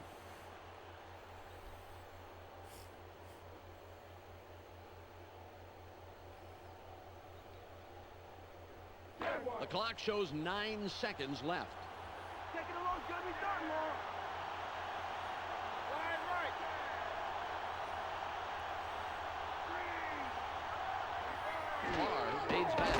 Favre dropping back, throws and finds a receiver who catches it. It's Joey Galloway. See a timeout taken. And they're at the 38-yard line or so. Nice catch by Galloway. All at the 38-yard line. This is it. Likely just a Hail Mary here. See, Indianapolis actually brings some extra pressure there. Could leave him vulnerable on the defensive side. It does not. And the Jacksonville Jaguars fall at home 14-7. Wow. And that'll do it. Indianapolis is on to face the Cleveland Browns in the AFC title game next week with a chance to play in the Super Bowl on the line. Let's go now to the post-game wrap-up here on ESPN. Thanks for joining us here on the ESPN. Pretty even game. Show. I'm Clark Dishman. The Colts come away with a couple extra first downs. The one turnover was huge. Some unfriendly skies today. As you can see from the numbers, some great effort from their secondary. I think that dictates whether or not, like, say they don't get the interception, Jacksonville kicks the field goal. You would look at it being a 13-10 game if everything else kind of goes according to the way that this went, specifically with that touchdown late in the game. Wow, what a win. And that will do it for the Jacksonville Jaguars season. One of the top teams in the game. The number 2 team, I think. We have seen the AFC side of the bracket, set and ready. It'll be Cleveland and Indianapolis next week in Cleveland for the right to represent the AFC in the Super Bowl. I'm going to hop up and take a quick break. I'm actually going to save this really quick just in case. I've already had some technical difficulties here. Actually, you know what? No, let's create a new one. Well, I guess I probably don't. Well, just in case. S6.62. Yes. We'll make a new one just in case. Just in case. I don't really want to watch those games again, but who knows? Who knows what's going to happen? OBS crashed already. Which is annoying. Alright, I'm going to send you to the BRB screen. YouTube, you don't have to do anything. You'll just, it'll just jump to the next game. So stick around if you're watching on Twitch, and we'll see you in just a second. Alright, we are back, and we are ready to roll with game number 3. Rams taking on the Falcons. STL taking on ATL in game 3 of today's action. This is the one that I want. Fix this real quick. What a mess. I am a disaster today. Disaster. 22nd passing offense, 22nd rushing defense, top 4 passing defense, and the 19th overall rushing offense, yet somehow they're 6th. This doesn't make any sense to me. Welcome to the division championship. Atlanta's 12-4, taking on the 11-6 St. Louis Rams. I believe the Bears should be the 1 seed. They'll be taking on Washington at the end of this one. I like this coach-player duo. These guys are center stage in one of the better pass defenses in the league. Dan Reeves has formulated a terrific pass defense. It's a mixture of good play calling, good execution, and good players. Well, tough to beat. On the other side, we have the guy who makes his coach look good. Jason Webster comes in with a 6th sense for where the ball's going to be thrown, as you can tell from the numbers generated. Defensively, in the regular season, he's averaged 4 tackles and the occasional pickoff. We'll see how it works out, Peter. Let's go to the coin toss.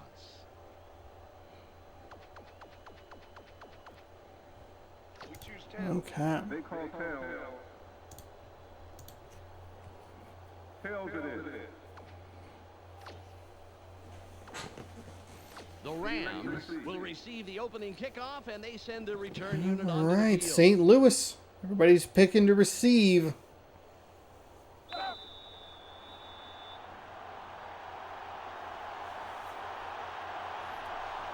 Vanderjack gets ready to get this game underway.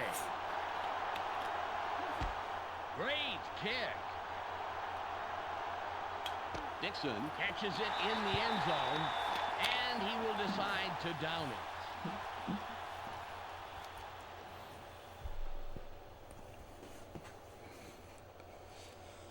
So 2 dome teams playing each other here. Jim Miller Ball at the 20-yard is the quarterback for the St. Louis Rams. I believe he's been the quarterback all season long. There are some oddball quarterbacks here, and we're going to get a couple of them in next week's game. In the AFC, I forget. We haven't had a lot of Bears action on the channel because they have been so good throughout the entirety of this season. Take a look at the offensive line for the St. Louis Rams, who I always make sure to put in the game or in the description as the Los Angeles Rams as well. Ricky Prohl, Bubba Franks, Travis Taylor, the wideouts and the tight end, or I guess a wideout, tight end, wideout. And lastly, the man who calls the plays and the guys Edner and James in the backfield. I think he's the the running back that I'm thinking of. You have a really good running back, and because they're the greatest show on turf, even though they had Marshall Faulk, they do tend to just throw the ball all over the yard. 2nd down and 7. I think they might have actually gone with a run play there on that 1st down. Second and about 7 yards. Oops. And their tight end to the left.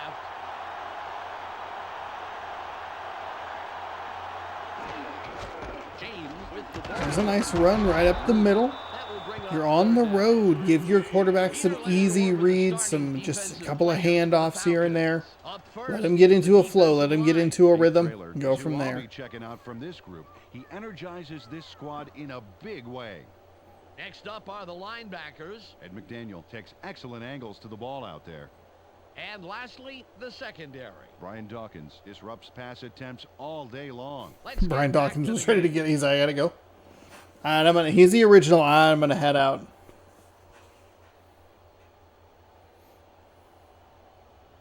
Third and 4. Third down and 4. They line up with 2 tight ends. High formation as they bring the receiver in. They're going to drop to pass. It's a float pass to nowhere. Our depth perception is going to make us think that that was a reasonable pass. It was nowhere near Bubba Franks. Not even like in the same zip code, honestly. That was a terrible third down play. And we will see the punter come out and ready to kick it away.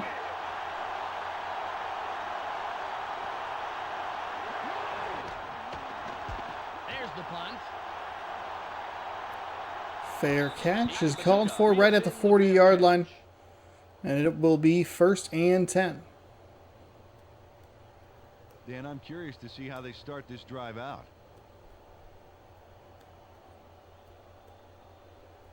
Ball on the 40. Is it Drew Brees? Drew Brees the quarterback for the Falcons? I can't remember. I don't think we've had a lot of Falcons either. The Falcons and Bears kind of ran away with their divisions. And especially with the NFC West. We saw a lot of NFC West because the whole division was all cluttered and jumbled. Players for the Falcons. First up, the offensive line. William Rofe shows up to play on every down, Dan, protecting his quarterback at any cost. Next up, the receiving core. Tim Brown leads this squad. Tim Brown, on a big show Ken for the Dilger, fans. In the regular season, Charles Johnson. Don't know 72 why I keep yards on reading 5 it catches a game. left, right, middle. Last but not least, we have these. It is three indeed Drew gentlemen. Brees, Lamar It's on a good Smith, show with Robert these other Thomas two. also back Regular there. Season passing. He's averaged 31 yards and didn't see the end zone that much. Back to the field now. San Diego Chargers, Drew Brees to boot. Ball at the 40-yard line. Take it down and nowhere, baby. Yeah. Hey, straight left. Brees fades back. Throws. Brees throws a nice little floater there. Give him some room to run under it and pick up a little momentum as he snagged that ball. It's going to go down. It's about a 3-yard gain. It'll be 3rd down and 7. Both defenses look really well prepared for what these offenses want to do. We take a look at these linebackers. Teddy Bruschi rocking some flow there. I've always been a fan of Teddy Bruschi on the football field. I like Rodney Harrison as well. Now back to the game. Again, on the football field. I feel like you can't really just blindly go, I like this person. Like, well. It's 3rd and about 7. RD, don't give up the pass. Get back, get back, get back. 3rd down and 7 after the 3-yard gain. Brees drops back. Off his back foot. That is caught. I thought Bruschi had an interception. The only reason I know that that's Teddy Bruschi is the number 54. I can't believe that wasn't picked off. Of course, when you're going one-on-one against Tim Brown, I guess it's kind of hard to not believe. I mean, Bruschi does a good job. He gets a hand right in the way without taking himself out of the play. They could have used that on the Jacksonville Jaguars, but it's a nice play nonetheless. 1st and 10. Ball on the 47.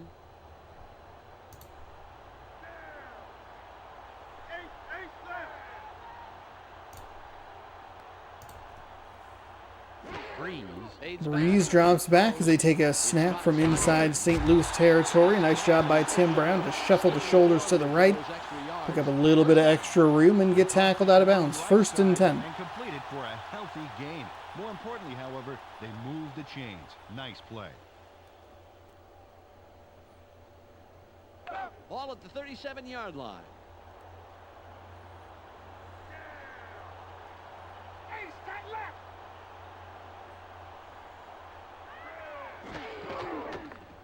2nd and 10, pitch to the outside. Oh my goodness, stays on his feet. They're going to call that a 2-yard gain.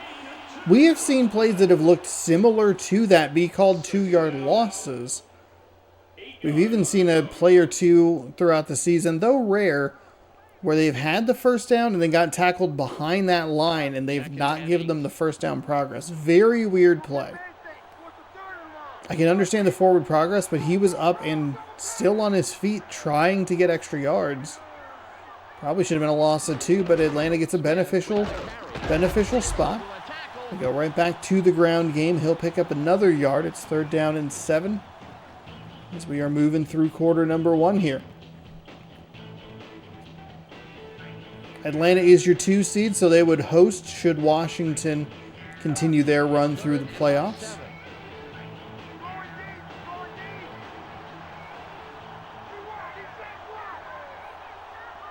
Or the winner of this game could be on to face the winner of the Chicago game. That is a throw to nobody.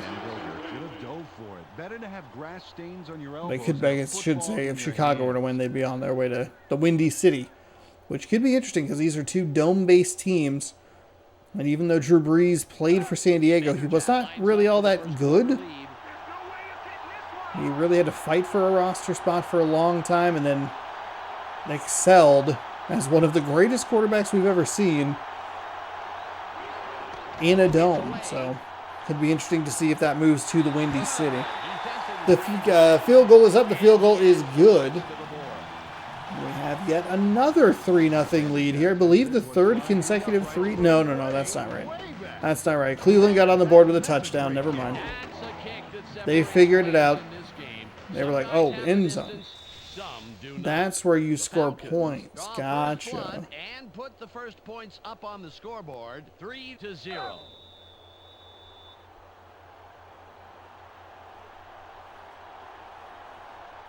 Vanderjagt will kick this one away. Kick is away. And from a yard deep, we get past the 10 to the 20. Tackled out at the 22-yard line. First down, Rams. They let them have 3 points, and now they have to see what they can do on offense. Ball on the 22. This is our turn, baby. I'm going to show you how we play. They line up with an empty backfield. Miller takes back. Miller's going to drop back 5 wide. Nice find up the seam. Kind of a make good pass there to... Actually, no, just kidding. I thought that was number 88. I apologize. Pathon comes up with a nice reception there. First down and 10. 36-yard line. Thought I read double 8 there. I thought it was going to be a Bubba Franks. Just one man in the backfield. Miller dropping back, firing. Oh, wide open. It's another nice pass out to Pathon. First down, 10 yards to go. It's the end of the first quarter. The Falcons 3-0 Falcons. But it's anybody's game. Total yards pretty even.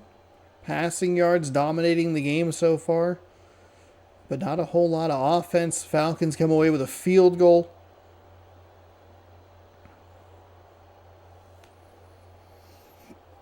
But we do start the second quarter with the Rams having the ball at midfield.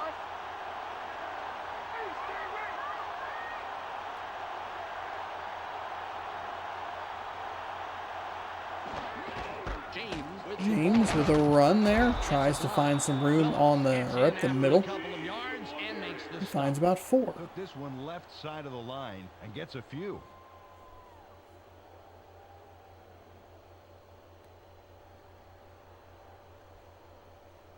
It's now 2nd and 6.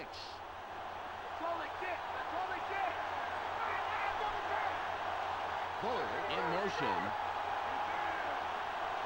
Miller stays back. Miller steps up and fires, and they're going to give him, okay, they gave him something similar. This makes a little more sense to give him some forward progress there. He did get kind of knocked out of bounds. My back is not enjoying whatever this position is. It's now 3rd and 6. I can feel it. Commentator's going to be out due to injury. 3rd and 6. Miller finds a wide open receiver. Nice block up the field. And that is going to go for 6 as St. Louis responds immediately and takes the lead. This is terrific blocking up the field. I mean, it's a really nice read there by Jim Miller. Pathon is wide open. And then you get that block up there that kind of takes out both defenders.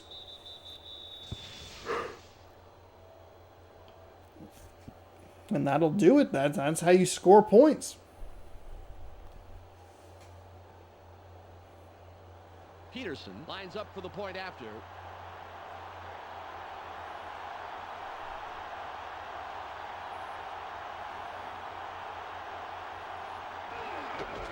There's the kick. The extra point is Kick good. is up. Kick is good. The Rams, with that score, take the lead. They're up 7-3. I'm trying to give us a score update. We don't really need it. 5-play, 78-yard drive. Peterson Gives St. Louis the advantage. See what Atlanta can do to respond. got a lot behind this one. Bennett fields it in the end zone, and he thinks better of returning it and will down it. They came away with 3 last time, and I'm kind of curious to see if they can punch this drive into the end zone. Ball at the 20-yard line.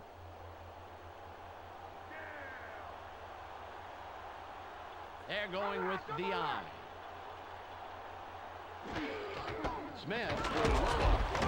Smith bowling over a couple of people there and picks up a solid gain of 6 on 1st and 10.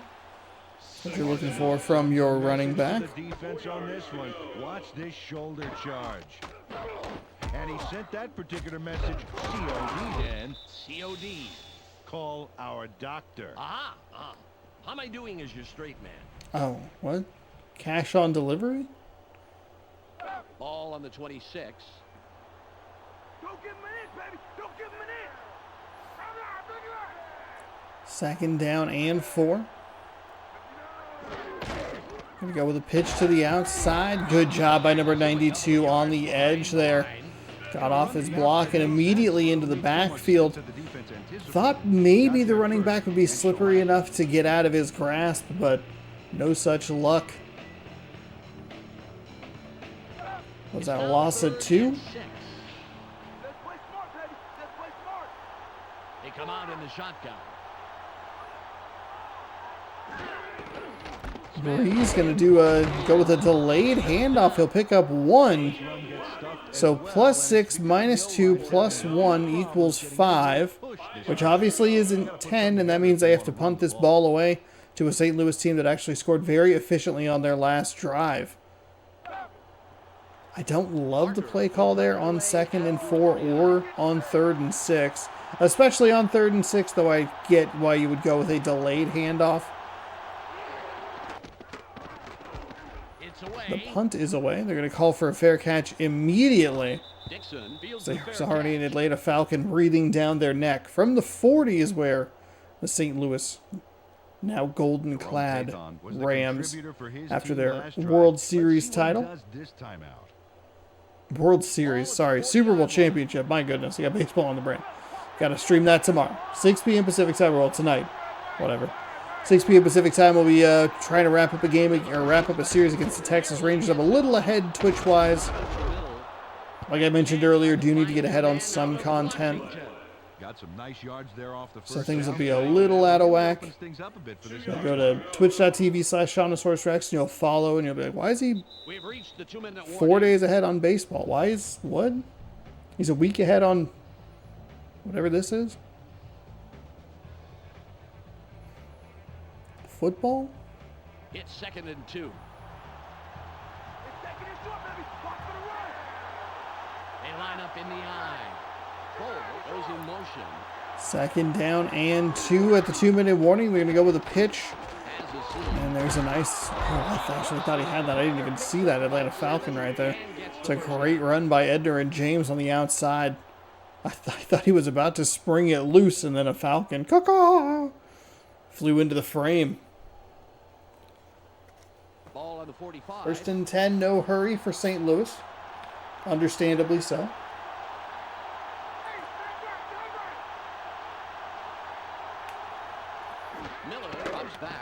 Miller drops back and fires.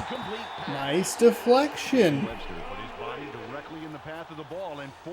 It's a good deflection, and for whatever reason, the Jacksonville Jaguars, like, we're not seeing the same thing that we saw with them. It is so weird. We've seen really nice defensive plays. Even the bsky play, which wasn't an incomplete pass, it was still like it didn't take him out of the play. That's very weird. Crowell comes up with a nice reception. It's first and 10. Ticking down towards a minute. Check out this beauty. How did he get it by all those defenders? Yeah, he made those guys look like the Three Stooges. Yeah, not even the classic Three Stooges. More like two Shemps and a Curly Joe. Oh, remember him. 6 for 8, 97 yards and a touchdown for Jim Miller. Split backfield. Python in motion. James with the carry. Gets a block. No gain on the play. Okay, that weird timeout at a minute. Second down and 10. Tried to go with a run there, but 1 minute on the game clock. Let's not give me anything. They're going with 2 wideouts. Miller dropping back, fires outside. Wow, that was not caught or intercepted or blocked or anything. It was instead caught for a touchdown. Wow. There it is. That would, I mean, that didn't even really take him out of the play. This is so weird. I don't know what the difference is, but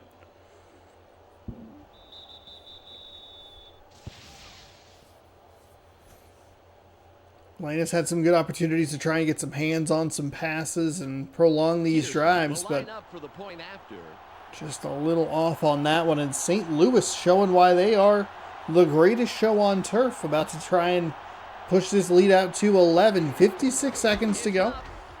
Kick is up, kick is good. We have not seen the ensuing possession really the Rams make it a 2-score game. They are now up. There's not been anything. The closest we got was if the Jets had completed a pass, it probably would have been a touchdown. Thankfully, they didn't get that. Averaging 10 yards per play on that drive for St. Louis. Leads out to 11. Nice kick. Biakabatuka catches it. Oh, Biakabatuka. He doesn't even get to the 20-yard line, but none of these drives from the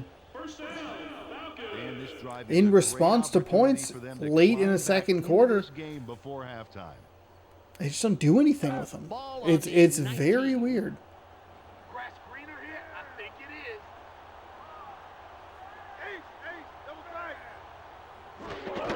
Smith with the ball. They're going to go with Smith. He'll pick up 4. Makes the tackle. That's not concerned with using a timeout. No hurry-up offense. You can't underestimate the value of getting positive yardage on first down. It's now 2nd and 6. Watch for the run. Watch for the run. Go, double tight, double tight.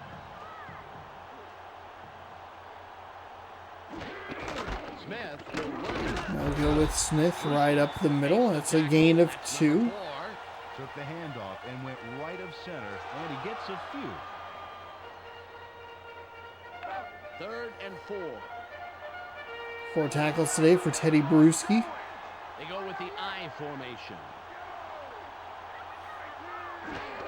Smith. Oh, they're going to go with a run play. Oh, no.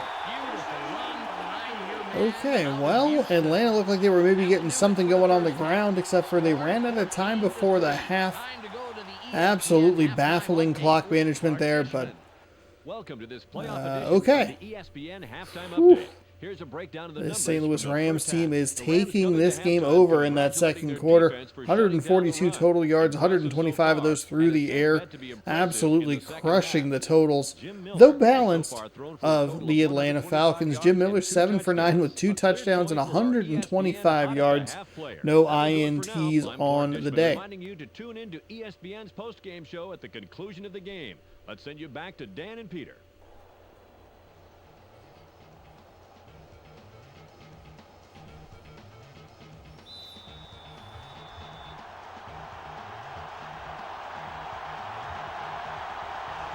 Peterson sets up and will kick it away to start the third quarter. It's off. Kick is away. Bennett gets it deep. Lieber will make the tackle on the We will see a 1st and 10 for Atlanta at the 20-yard line.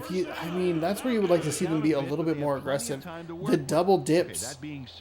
Double dips. If you get a field goal, you make it a one-possession game. Yes, you have to get the 2-point conversion. It's not the best situation to be in, but you got to give yourself that opportunity. You got to give yourself a chance. Ball on the 25-yard line. Smith trying to find some room. He picks up about 5 there. Just wouldn't go down, but also could not get away from those blocks or from the defenders. They were just super in the way. He kept both feet on the ground. See that? Going up and over like that got him some room to make that run happen. Well, generally, if you're a tackler and you hear a whistling sound over your head, you've probably made a mistake. That's a good tip for you kids out there. Ball on the 30. So 2nd down and 5. I do like the idea of a methodical Atlanta drive here. I don't know if you go for 2. Brown goes in motion. I think maybe you take a shot at it. Smith with the ball. Smith is going to try and find some room, and he'll find 3 yards. Of course, if you just kick the extra point, you're down 4. If you give up a field goal, you're down 7, which is an even touchdown. You're relying on your defense to get a stop 3rd and 1. with a 14-11 game. Though 17-9 is still a one-possession game with a 2-point conversion. I don't know. It's an interesting thought exercise, I guess. Gets it again. Open field, wide right. Quick push to the outside. I guess if you miss the first one, then you're committing to the second one. Sticking to what works. Like you're stuck with it. Defense isn't going to adjust. They're going to keep running the same play over and over until they get wise. Ball at the 38-yard line.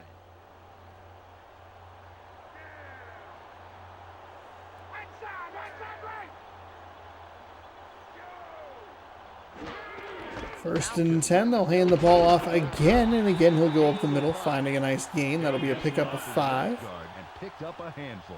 2nd down. 5 yards to go.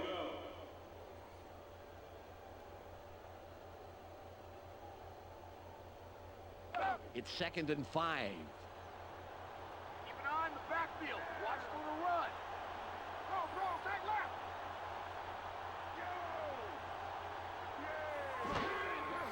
Smith. Drew Brees going to go with a delayed handoff. That's going to lose a yard. Stops it at the line. I'd like to see Atlanta be a little more aggressive here and try and push the ball up the field a little more. This is where they got in some trouble on one of their earlier drives. They had a nice gain on 1st down. They lost a little bit of yardage on 2nd down. They move with a draw play on a 3rd down and 6. This one looks like it's going to be a pass. 4 receivers. Breeze drops and fires. A complete miscommunication there. No one was really near that ball. Extension, baby. There was no way that pass was getting by him. And I think that will do it for this this drive for Atlanta. They are not even to the midfield area. So they used a lot of time off the clock to go. Maybe like 20 yards, maybe. Ugh. It's off. 41 was the line of scrimmage. So what, 21 yards? Oh, wow, that's a really nice punt, though. I thought that went out of bounds. Did not realize it stayed in bounds. Good drive last time they had the ball, Dan, as they march down into the end zone. Let's see if they can make it deja vu all over again. Ball on the 10. Rams with a chance to put some more nails in this Falcons coffin.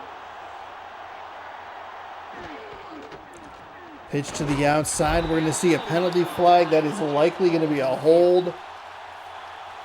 Should be coming back. Oh, it's clipping. It is indeed on St. Louis. It's 1st and 15 from the 5. Now, the wild turn of events here would be as if they were somehow able to get a safety. Penalty does not stop the clock. Don't know if that's a glitch or I don't think that would happen. I think that would stop the clock, especially on offense. Miller, 1st and 15, looking first. That's a big gain. That's a 12-yard gain. If you're Atlanta, you cannot be giving that up in this spot on the field at this point in the game. You got to be a lot better defensively. 2nd down and 3. It's 2nd and about 3. 8 for 10, 2 touchdowns, 137 yards for Jim Miller. 1 minute to go here in the 3rd quarter.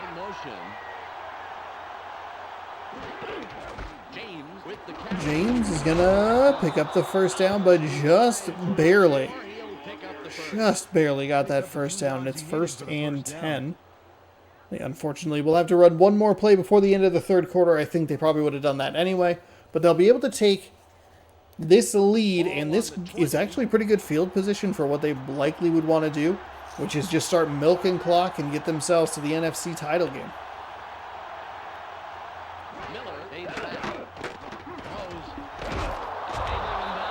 Low throw. Caught nicely by Pathon. Jim Miller locked in on his man despite the fact he was covered. Miller and Couch have been the 2 most consistent quarterbacks with that kind of throw, and it actually working. Saw several of them from Tim Couch for the Browns earlier in today's game. We saw that from Jim Miller. Yet another low throw. Good adjustment and a nice catch there. That is a big conversion for a 1st down, but more importantly, lets them run this all the way to the end of the 3rd quarter. It's the end of the 3rd quarter. The Rams currently in control and up over their opponent, 14-3. 148 of the 169 nice yards for the Rams through the air. Atlanta's been a bit more balanced, but it does not matter because they are down on the scoreboard by 11. Ball at the 31-yard line. Pathon has been a big key in this offense. James the ball, leaps over a tackle.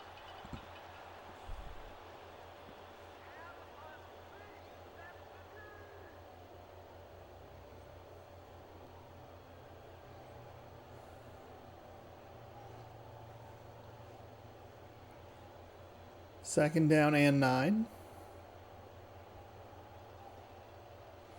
It's 2nd and 9. And that is what they are doing, shifting into that 4-minute offense, working the clock here. It's what you like to see, even if it is a little dull. This is where you do appreciate the speed clock in some of the later Madden games, or newer Madden games, newer NCAAs, where it's like, oh, recognizing the situation, winding it all the way down to 10 seconds. They're blocking today. You can bet the ball carriers are paying a big price for it.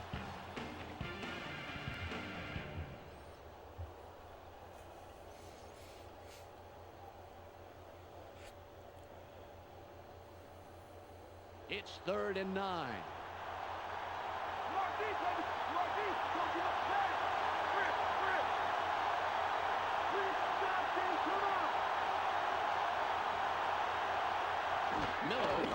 Miller dropping back and fires to the flat, finds a receiver who gets out of a tackle, but a good job by Atlanta to swarm to the receiver. Taylor knock him out of bounds just a yard short of the line to gain, and that knock out of bounds stops the clock, saves them a timeout, keeps that flame of hope lit just a little bit longer. Oh, they're going to go for it. 4th and 1. Shifting the play. It's kind of a jumbo set up top. 2 receivers to the bottom side of the screen. Here we go with a run. It's to the outside. He got there. Oh, they were in the backfield. They had some contact with him back there. You thought maybe they'd be able to drive him back. Take a look at the replay. Did not matter. James stayed on his feet. Big gamble. Big ballsy gamble right there. I mean, you turned that over. You're giving them a 50-yard field goal right off the bat. Well, 57 yards. But you're giving them a chance that feels a lot more feasible than some of the other opportunities.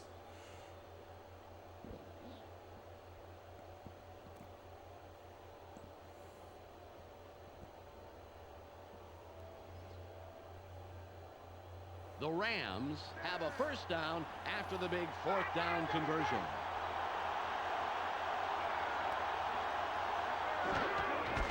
Ran it all the way down to 1 second left on the play clock. James picks up 4. And they can take this all the way down to the 2-minute warning. Success in the past few plays to the outside. That's why I like them sticking with that plan. Keep doing it until they stop you.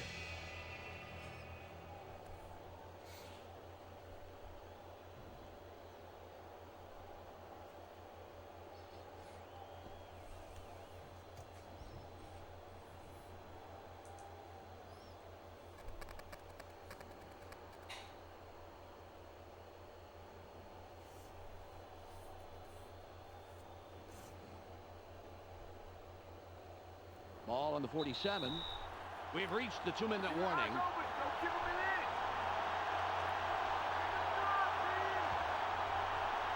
So here we go. 2-minute warning. Ball at the 47-yard line. 2nd down and 6. High formation. See if Atlanta uses any of their timeouts here. Goes in motion. Almost might benefit the Rams to take a couple of downs to get this first down. No, it doesn't matter. James is going to pick it up, and he's going to pick up a bunch more deep in Atlanta territory into the 30, inside the 30 down near the 25-yard line. Knocked out of bounds after a huge gain off that left side. James had a great run there. Just like that, the Rams in field goal range. Really well blocked. Excellent individual effort to get out of this tackle. To a great ball carrier, Peter. They can get physical when the chips are down.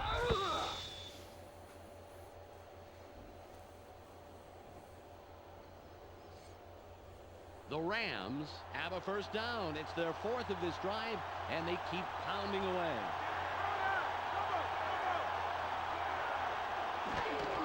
The Rams go with the run. Rams are looking for some room on the ground. They'll give them 1 yard and a timeout taken by Atlanta. Makes the tackle just past the line. The Falcons take their first time out.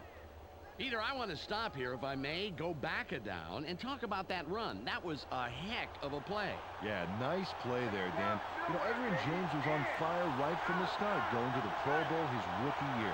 He's also the only player to get 1,500 yards rushing and 500 yards receiving in consecutive seasons. Really, he's Nice job by James again. Terrific individual efforts here on this drive to stay upright, try to fight for more yards. They'll give him no gain on the play. Some very generous ball spots here by the officials. Lost yardage on that one. 3rd and 10.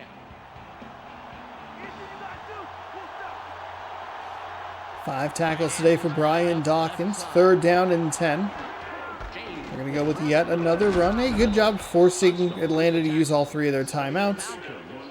Atlanta does not feel like a team that's even remotely in this game. It's only 14-3. It's likely 17-3 after a field goal try if it's good. But I mean, they haven't done anything. I mean, you look at the last game that we saw too, where it's just like, oh, did you think you were in this? You did nothing. Kick is up, kick is good. Or maybe I'm thinking of the first game of the day. I don't know. We haven't really had a lot of good games here. Through the uprights without too much hassle. Straight down the pipe. Yeah, nice kick, and the special team squad is happy about that. They'd love to see it go smoothly, just as that one did. The Rams have extended their lead and make it a two-score game. They're up 17-3.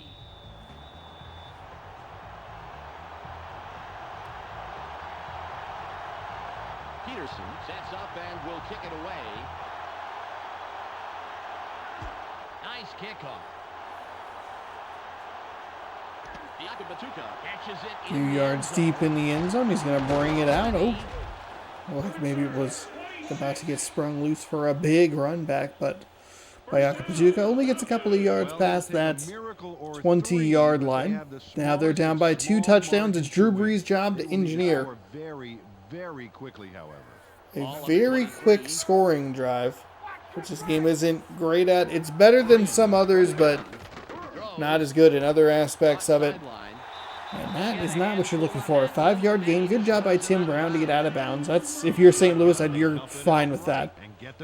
You want to keep them inbounds, keep that clock moving, force the hurry up offense, but I still think you're okay with giving up 5 yards even if he goes out of bounds.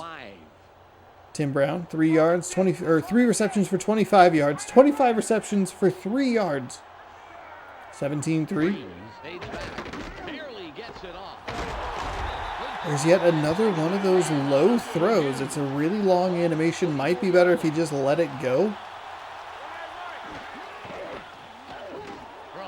Brees rolls outside. 2 hands on that, and it was not an Atlanta Falcon. It was a couple of hands on the St. Louis, a couple of hands of the St. Louis Rams. Knocked it down. 2nd and 10. Just 1 minute, 11 seconds remaining. Don't get anything. What's the 3rd and long? Force it.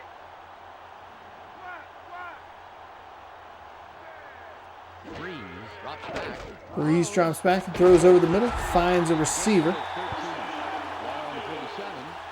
And it's 1st and 10. Atlanta hurries to the line. Drew Brees drops back, throws right over the middle again. It's to Tim Brown, and again we get a sweet crotch shot there. Excellent, thank you. Tim Brown can't hold on to that one. Might actually be a benefit for Atlanta because they do tend to just run the same play over and over again. It doesn't like audible to something else. The clock down to 58. Atlanta not totally out of this game.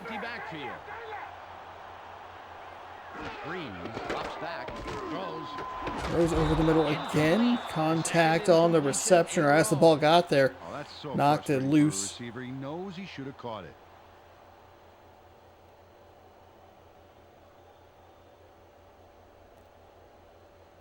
Third and 10. No receivers can't catch anything.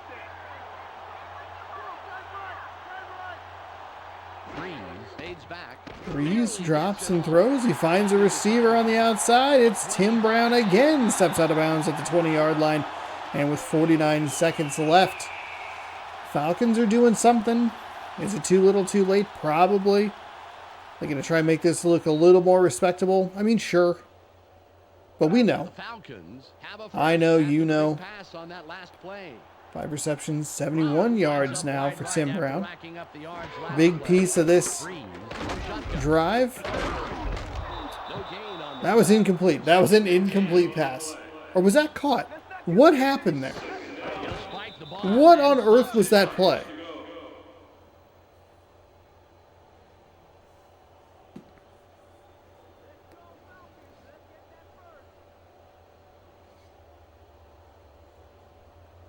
Third and 10. That was a huge mistake by Atlanta. The catch kept the clock moving, and they burned it down. A little surprised that was not called pass interference. Seemed to be in the right spot, but the pass was just a little to the left. Not the first time we've seen in St. Louis or the Rams benefit from a pass interference. It should have been called. So it's a bad play for 2 reasons. 1, the catch keeps the clock moving. 2, and this doesn't necessarily have to be the case, but they chose to make it the case. They spiked the ball on 2nd down and 10, and that eliminates half your downs right there. There's a nice catch on 4th and 10. Gets out of bounds with 30 seconds left. Boy, if the score was any closer, this would be way more exciting. Drew Brees kept his cool in a real pressure cooker of a situation. 4th down with the defense hungry to get him. He lets this baby go by. And he allows his receiver to make the play. Well, Peter, that's why you pay these guys the big bucks. The ability to stay focused in tense situations. Peter, that's a nice first down for posterity, but it'll take a lot more than that to turn this game around with so little time left. Like divine intervention. They're going with their tight end right. Breeze from the gun. The pass is incomplete. Breeze has to throw this ball to the end zone. They cannot dink and dunk their way into the end zone at this point.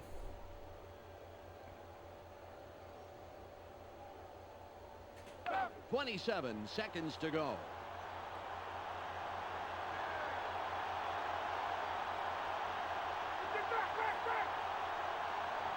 Breeze drops back, throws. It'll be third down. Breeze, a lot of defensive pressure to worry about, Dan, which is probably why the pass wasn't what he wanted.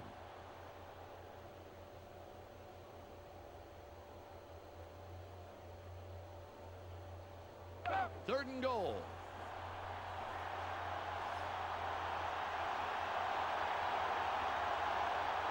They line up with 4 wideouts. Breeze from shotgun. Throws.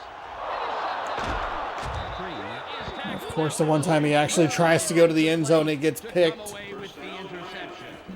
My goodness, what a terrible game.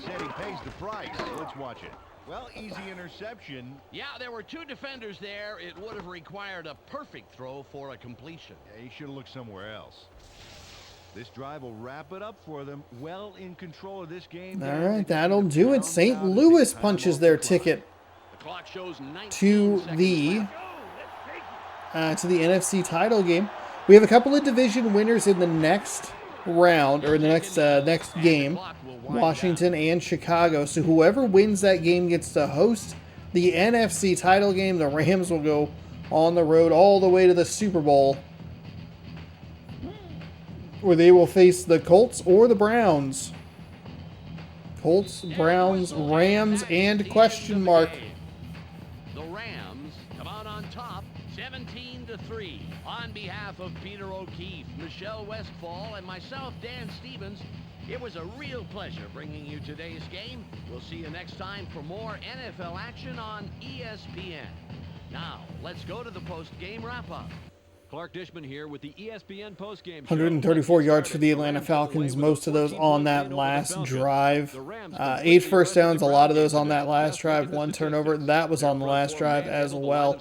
Pretty disastrous effort from Atlanta all the way around. Jim Miller, was 10 for 12, 156 yards, 2 touchdowns. He performed very well. I keep doubting him because I don't know who he is, but he's come out to perform very well here in the playoffs and just punched a ticket to the NFC title game, where he will face the winner of the next and final game.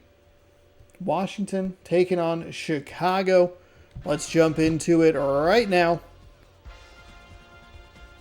Can I fix their uniforms? How do I do that?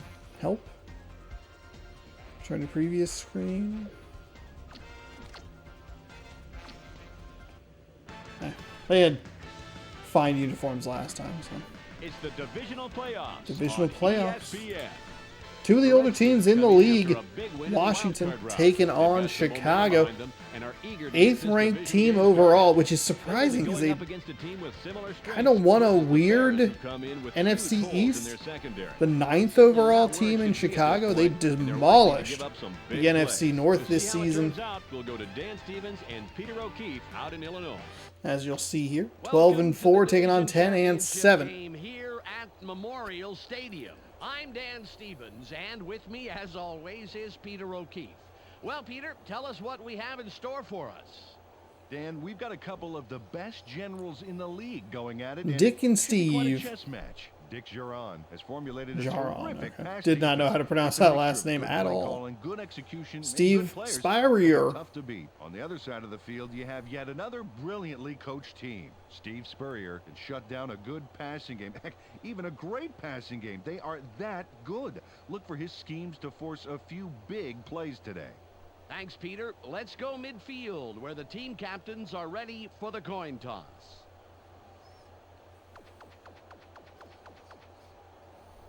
want tails. Tails is called. Tails it is. The Redskins choose to receive. Let's get started.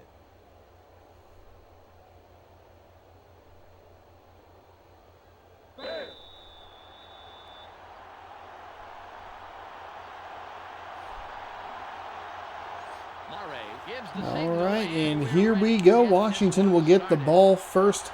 Chicago kicking it away. And the last team to punch their ticket to the title game Friday, 5:30 p.m. Pacific time right here on twitch.tv/SeannosaurusRex, or next Tuesday right here on youtube.com/SeannosaurusRex. Be doing some football on Saturday as well. Likely. Not 100% sure. And we'll have a weird schedule next week. I'll be streaming Friday, May 3rd instead of Saturday, May 4th. Dangerous pass into a bunch of defenders there. And we'll see who's on this offensive line. Olin Kreutz inspires his teammates to give it their all on every play. Next up are the receivers. David Boston stands out as the best of the bunch. In the regular season, he's averaged 99 yards on 6 catches a game. Finally, here's the general and his next in Jay command. Fiedler. Honestly, I'm surprised Washington was able to get past San Francisco. San Francisco came out of a very competitive NFC West. I thought we would have 2 NFC West teams remaining going into this one because the Arizona or St. Louis, one of those teams had to win against the other team. But yeah, surprised Washington was able to get the victory in the wild card round. See what they have here against a pretty good Chicago team. Chicago comes up again with another incomplete pass. Forced incomplete pass. Not a great throw at that time either, but a little bit better than the previous throw. Be hard to have a worse throw, unless somehow you manage to throw it into 4 defenders. Player of this bunch. Finally, Peter, the secondary. Fred Smoot blazes up and down the field and stays in hot pursuit, baby. Let's get back to the game.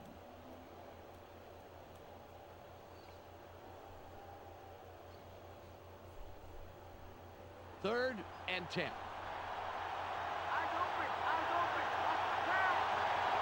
They go with one man back. 3rd down and 10.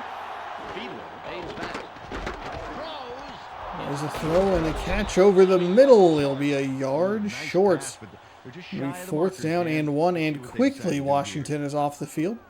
A couple of incomplete passes and finally hits the receiver in the hands, but he's short of the line to gain. Player comes in to punt after a 3-and-out. Oh, that's right, Player. I forgot that was the punter's name was Player.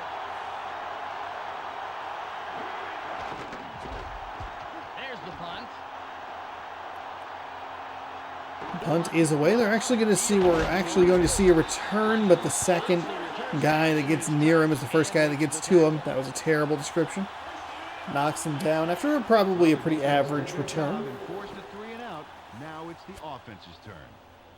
Cordell Stewart, I believe, the quarterback for Chicago. Like I said, didn't have a lot of Chicago on the channel this season. Didn't have a lot of the NFC East either. It looked like it was going to be the Giants who were going to win that division, but Washington stuck around, and New York kind of fell apart there toward the end, and it gave Washington the victory. I think we even had New York and Philadelphia in the final game that turned out didn't matter. This game just doesn't have the stats to help me figure out who would have the tiebreakers and whatnot. In the regular season, he's averaged 85 yards on 7 catches. It's a really good trio. And lastly, the man who calls the plays and the guys who back him up. Cordell Stewart sets the tempo in this group for the regular season passing. Why is Jeremy Allen's picture so small? And just under a touchdown a game. Back to the field now. Cordell Stewart. Chris.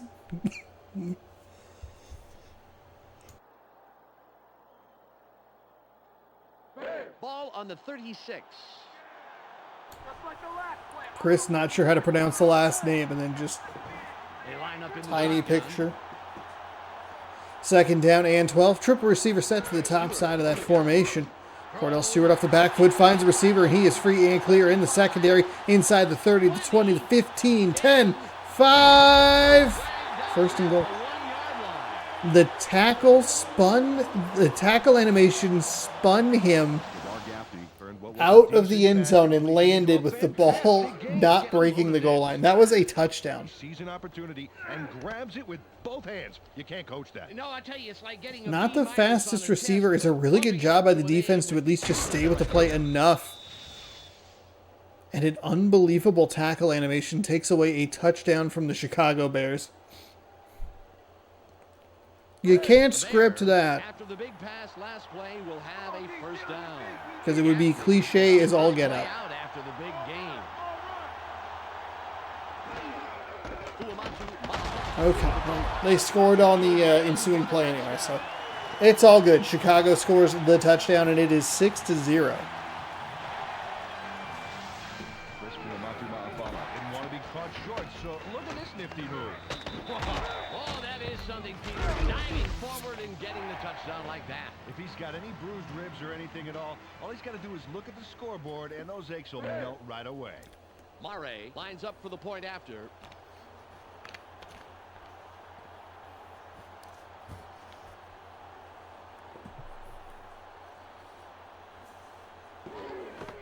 There's the kick. The extra point. Kick is up, kick is good. 7-0 Chicago. Quick drive for the Chicago Bears. The first points on the board, 7-0.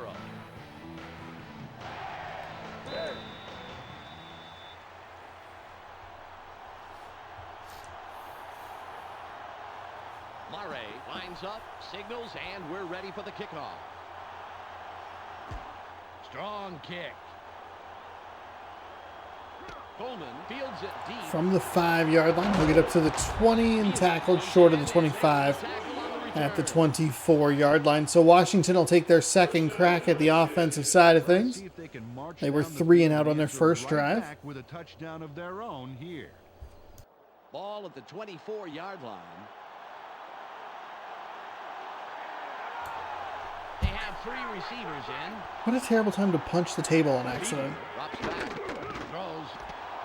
There's yet another low throw, and that animation just takes so long. Everything about that animation feels so slow. They reach down and grab it, and then they pull it up, and the defense is just full speed. Get him! It's 2nd and 2. 2 tight ends on the field. 2nd down and 2. Gonna go with a run off the left side, but the Bears blow it up in the backfield. With a smart play. Great pursuit to the outside. Loss of 3. And very quickly could be looking at another 3 and out for Washington.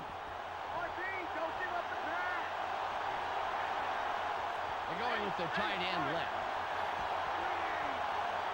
Fiedler fades back. Fiedler drops back, floats it out to the side. To the flat, I should say. That is a terrific defensive play by the Chicago Bears. Absolutely mauling Washington in the backfield. It's like a decent read to try and get something, maybe surprise him, catch him off guard. If he beats him, there's a good chance that he can get to the first down marker. As you saw in that previous replay angle, it didn't look like there were any Bears in that vision cone. Now, there could be some just off the side of the screen. I understand that. But, I mean, you're talking about, wow. You know, what a tackle to make sure that that drive stops right where it was. It's away. Performance. Oh, he muffed the punt. He called a fair catch, and he muffed that punt. Performance here by Washington on these first couple of possessions makes it even more surprising they were able to get around a powerhouse such as San Francisco. Could have actually changed the entire landscape of the playoffs.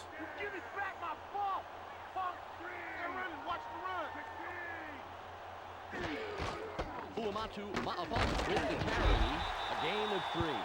Carried this one way right. He gets a few. Well, why would Why would Washington be playing Chicago? Does it not care about the seeding? Is that not like a thing that the NFL did back then? I'd like just put that together because St. Louis should have played Chicago because they're the 6th seed, and Washington should have gone to Atlanta because they were the 2. So it would be like the 1 seed gets the benefit of playing the weakest, lowest ranked team left. Huh. Didn't really think about that because I was like, oh, it would, it'd mean that San Francisco would go there and like change it around. But I was like, oh wait, no, it should be with that 6th seed winning. Los Angeles should have come here, or St. Louis should have come here. That's wild. Didn't even think about that.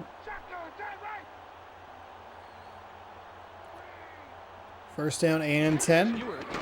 Stewart drops back, fires, caught, but can't hang on through the hit. Jimmy Smith had it in his hands. I don't know why they're saying that Cordell Stewart didn't put enough on it.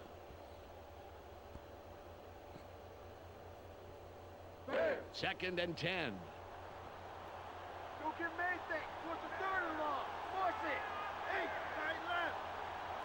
Second down and 10. Stewart. What was that play? Just a disaster play here. Washington's defense doing a good job making some adjustments here. 9 seconds left in a kind of a slow-moving first quarter. Neither team feels all that great. Chicago got the big play. Got an arm like a rusty doorknob, everybody. Similar formation to the last play. Throws over the middle. It's picked. That is a terrible mistake by Cordell Stewart. You're letting in a pretty anemic Washington team stick around in this game. This offense, I don't even know if they have 10 total yards. Why are you loading, computer? Please stop. With the crash earlier, I don't need you like running a waiting bar or whatever it is. Was it the hourglass? It used to be the hourglass. After several yards on the play. It's the end of the first quarter. The Bears. All right, so the Bears lead 7-0. -3 yards for Washington. We're even on the time of possession. 72 yards through the air for the Bears, largely aided by that big play. That should have been a touchdown, but wasn't. Other than that, Washington not really doing a whole lot offensively. I think they have a little bit more yardage than I had anticipated that they would. Second down and 4. Looking for some room off the left side. Finally a first down for Washington as we see a Chicago Bear down right at the line of scrimmage. Could be a big injury. We'll have to keep an eye on that.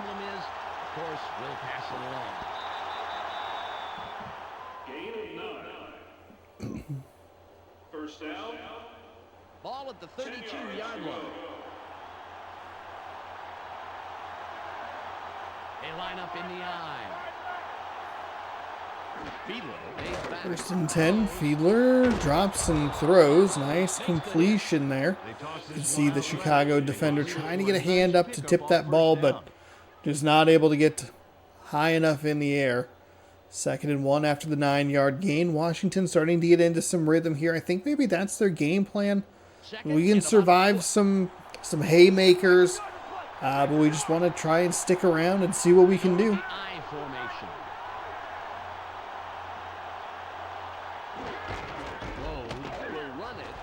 It's a nice run off the right side. All the way down to the 12-yard line. First down. Dominic Rhodes was on fire on that run. Talk about keeping it floored, Dan. A little muscle car running, that's for sure, Peter. Very impressive acceleration. Oh, yeah, forget about the 40-yard dash time. I want to see his quarter-mile time. Ball on the 12.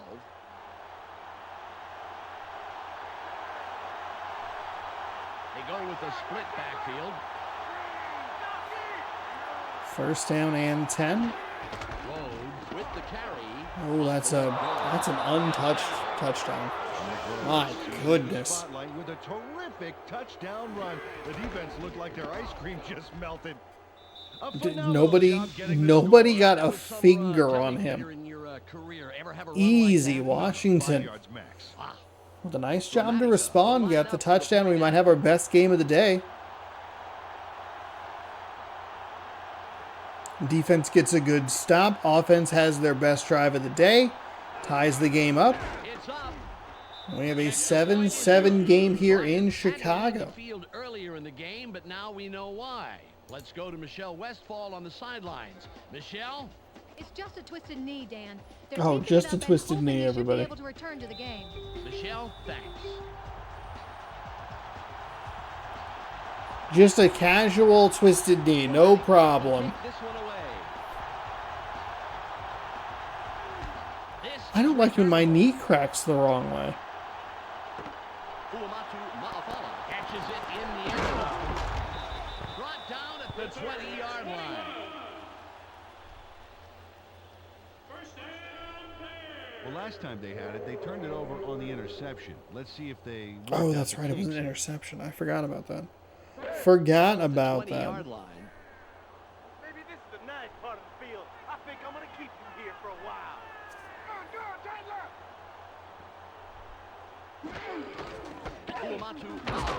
The ball. 1 yard rush. Just past the line. Nice stop. Second down. 9 yards to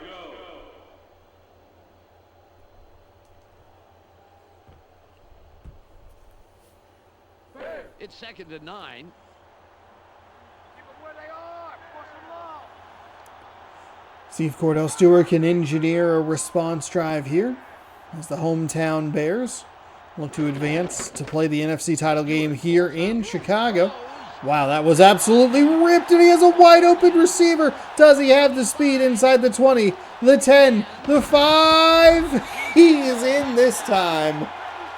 Amani Toomer, I'm not sure if that's who was there last time, but Chicago has the ability to get, Chicago's receivers have the ability to get open, good play design, and there's that triangle jump again, pulling a player out of participation, basically.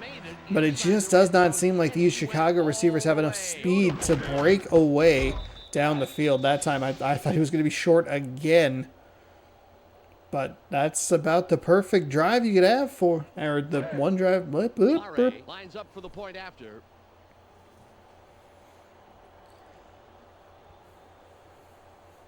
It's a very nice response drive. My brain completely broke there. It's away. The sleepiness is kicking in, everybody. I didn't sleep well last night at all, which is why it's even more heartbreaking that this video crashed, or the OBS crashed, which is truly unfortunate. 2 plays, 80 yards, 43 seconds off the clock, 1 yard run, and then they said, you know what, just bomb it down the field. It's away. Redmond will field it. A couple yards deep in the end zone. Not a bad return. 25, 26 yards there. Some nice shots and some nice butts there. That's what we're looking for. That's what we want to see.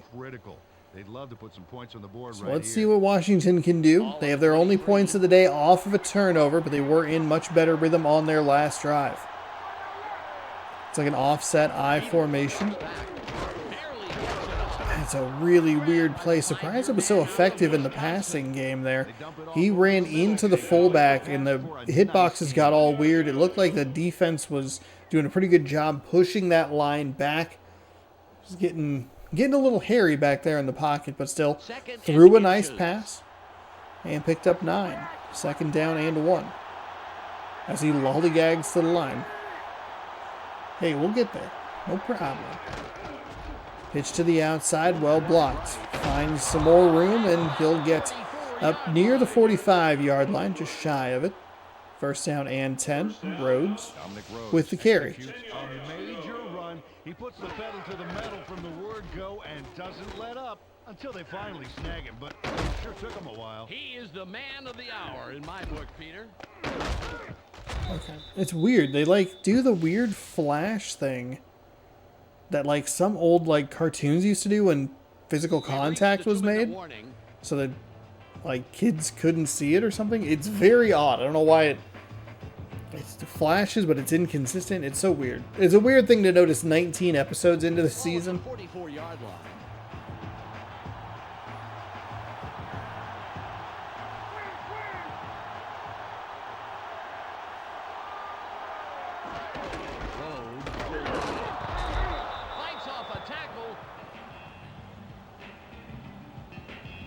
Second down and 7 after the run. Clock under 2 minutes to go here in the first half. We have a back and forth matchup between Chicago and Washington. The winner should host the NFC title game, but I don't know. I don't know anything anymore.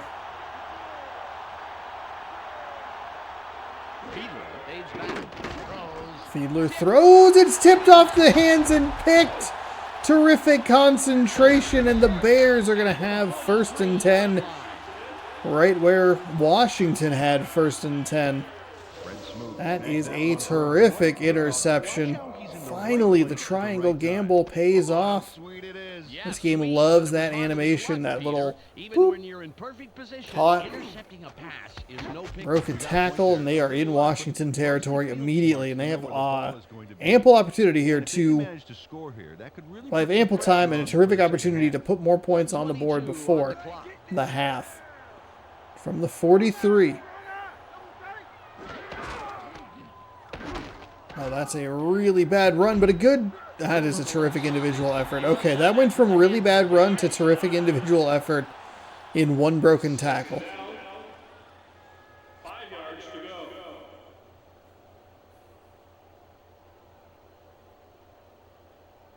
Ball on the 39.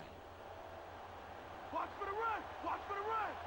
Turn around, watch the run!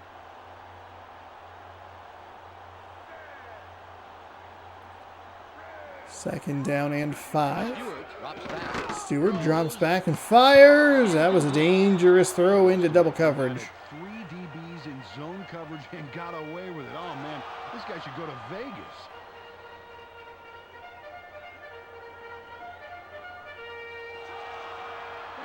It's 3rd and 5. Going deep! Going deep! Why not run? Stewart from the gun. Stewart. Oh, that's a really good throw. Weird play design there. I wasn't sure where they wanted to go with that ball.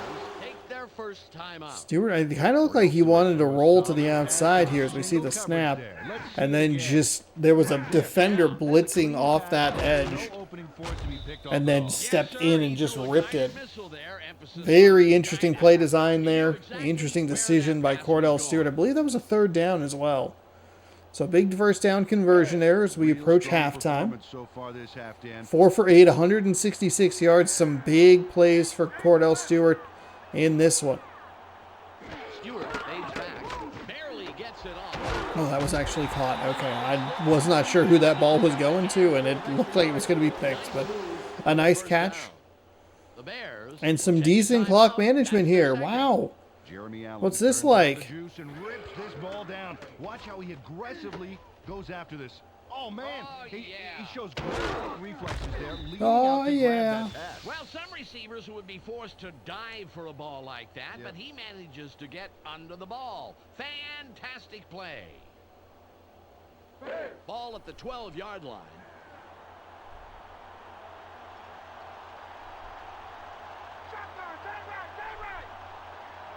Stewart from shotgun. Throws.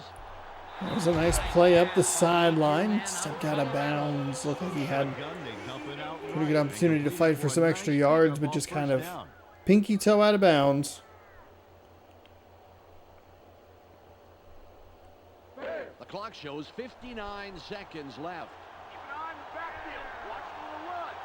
Swing, swing. Toomer in motion.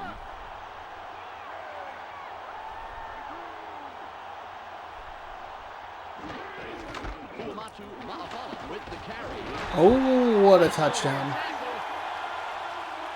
That's a big touchdown off the interception. So we've seen both quarterbacks throw a pick, and the team that, or the opposing team, has been able to cash that in for a touchdown.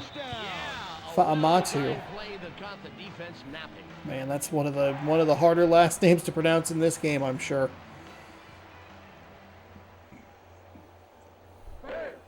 Murray will line up for the point after.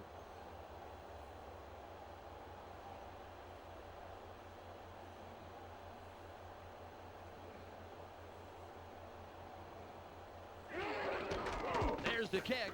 Kick is up, kick is good.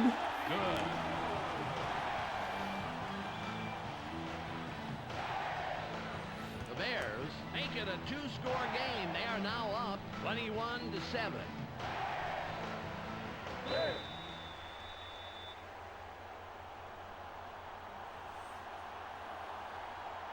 Murray is back to kick it away. This is a beauty. Coleman fields it in the end zone. Okay, so Washington will take a knee about halfway deep in the end zone. Be 1st and 10 from the 20. Stunning turn of events. The Oakland Athletics beat the New York Yankees today. What? Ball on the 20. They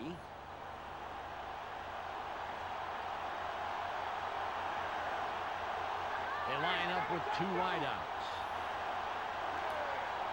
Fiedler dropping back. Oh, had to get away from his running back there. Weird little animation as you kind of saw his arms go like up over.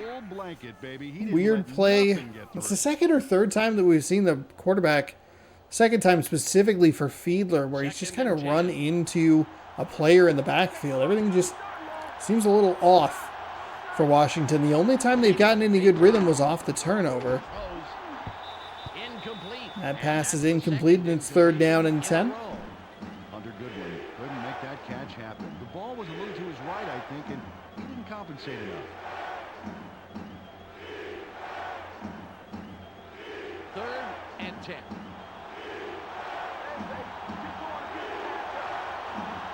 They have 4 receivers in. Again, a weird play in the backfield for Fiedler. I don't understand what's happening. There's a bunch of movement. There's contacts with their own players. We'll get a good look at it here. It's kind of like a play action. Steps up into the line of scrimmage. It's very odd. Yeah, absolutely. But I'll tell you something. It would not have been a completion without that scrambling ability.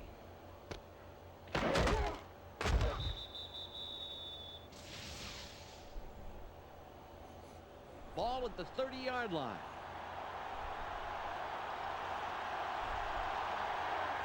They line up with their tight end left. Fiedler drops back. Fiedler dropping back. Nice. Okay, kind of a weird NFL Blitzian tackle there. No timeouts for either team there. It's a nice adjustment to catch that ball by Amani Toomer.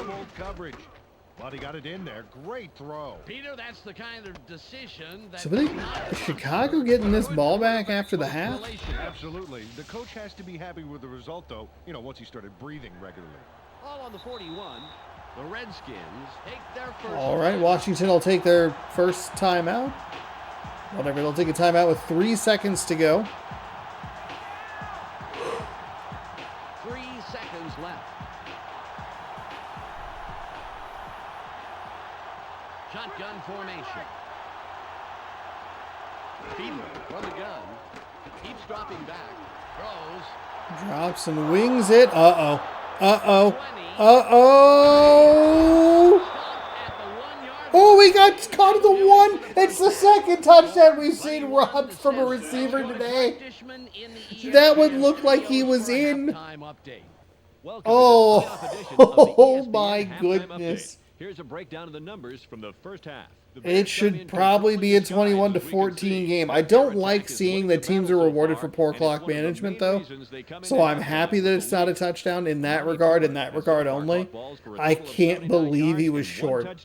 That is wild. That's our halftime report. I'm Clark Dishman with a reminder to tune in to the ESPN post-game show at the conclusion of the game.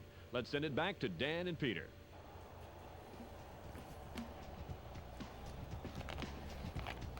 And Chicago gets the ball back. Oh, no. Is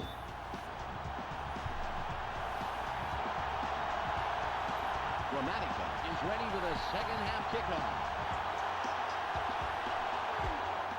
Kick is up.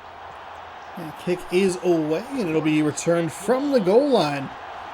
The 10 to the 20, trying to spin out of it, but tackled and driven backwards. We'll give him forward progress to the 20.5-yard line or so. 1st and 10 for a Bears team, up by 14. They can add more on this drive. It really would open things up. Ball at the 21-yard line. Let's go, guys. Get the fans something to cheer for. Mitchell goes in motion. He's short. Stewart stays back. Throws. Stewart drops back and fires. He fires an absolute dime in between a couple of defenders, and he is up the field for a big gain. Shannon Sharp with a great catch right there. Shannon. Watch this. Oh, great catch. Yeah, and Wasn't quite as dangerous a throw as I thought. I mean, from our angle, it looks... Two guys flipping a coin to see who's going to cream you. Terrific job by the receiver. Oh, man. 2 guys flipping a coin. Who gets to cream me? Oh, man. Flip that coin. Let's find out together.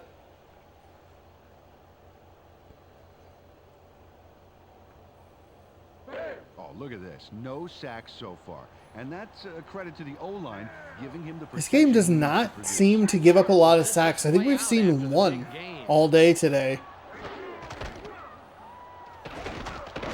There's a nice run there. Gain of 4. After only a couple of yards. Peter, I'm going to talk about the previous play for a second here. That was a very nice catch. Yeah, I agree, Dan. And for someone who admits to having lost a step or two, Shannon Sharp has had an awfully big season in 2001. He caught 73 passes. He's clearly one of the greatest receiving tight ends ever to play the game. It's now 2nd That's and 6. It's a good point. I like that they go back a play, talk about that. There's some context. It's like, even though he's admitted he's lost a step, still one of the best ever. 3rd down and 3. And you know what? Sterling Sharp should be in the Hall of Fame as well.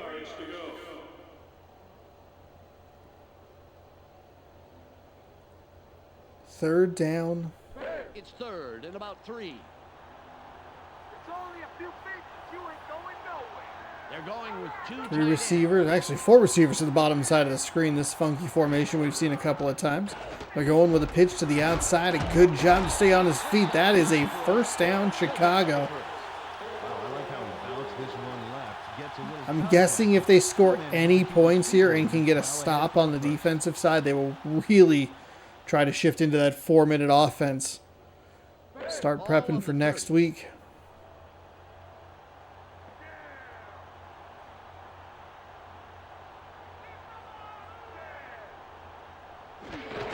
The Bears keep it on the ground. There's a nice play for the Chicago Bears. Another run right up the middle. Picks up a solid gain of 4. You just need 3 of those. 6 yards to go.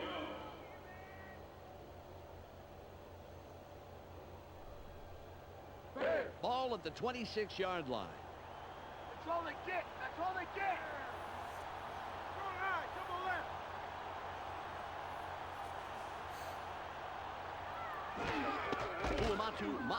2nd and 6. He'll pick up 3.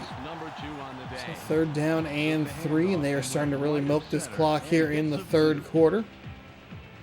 What very easily feels like it could be a 7-point, I guess not even feels, but what very easily could be a 7-point game.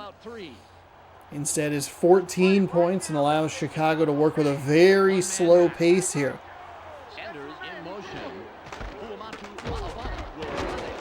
Oh, they're going to give him the 1st down. He just barely got it. I love what Chicago is doing here. Bowl forward with your big man. 1st and 10.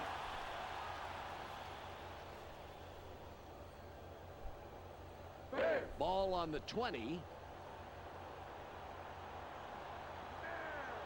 3 wide receivers on the field. Oh, and there he goes yet again. Oh, that's a big run. Knocked down at the 6-yard line. 1st and goal. Huge play again for Chicago. And they don't even care. They don't want. Not that they necessarily. I shouldn't say they don't want. They don't even care. They are okay with you knowing, hey, we're gonna run this right up the middle. Nice one.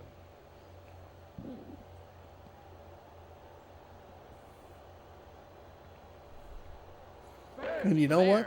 I appreciate it. 8-play, 74-yard drive. 3.5 minutes and counting.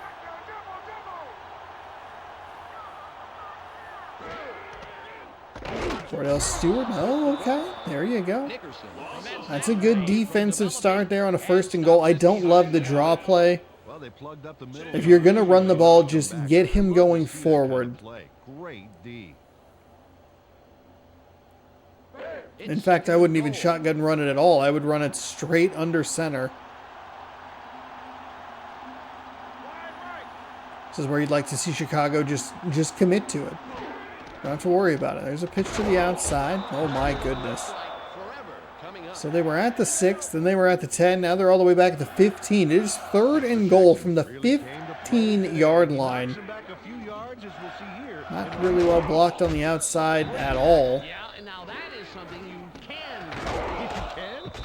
Those are 2 heinous play calls. Wow. It's 3rd and goal. I mean, a delayed handoff from the shotgun and then a pitch to the outside. Oh, they're going to snap it with 1 second to go. Incomplete pass. So a good job by Washington. They bent and bent and bent, but they finally got to stop. But it might not be enough. That was a really long drive. Washington actually controlling the clock for the most part, and Chicago able to flip that with 1 drive taking up the entire 3rd quarter. So we'll see the first play of the 4th quarter able to push this lead out to 17. Should be 24-21 when this is all, no, 24-7, excuse me, when this is all done.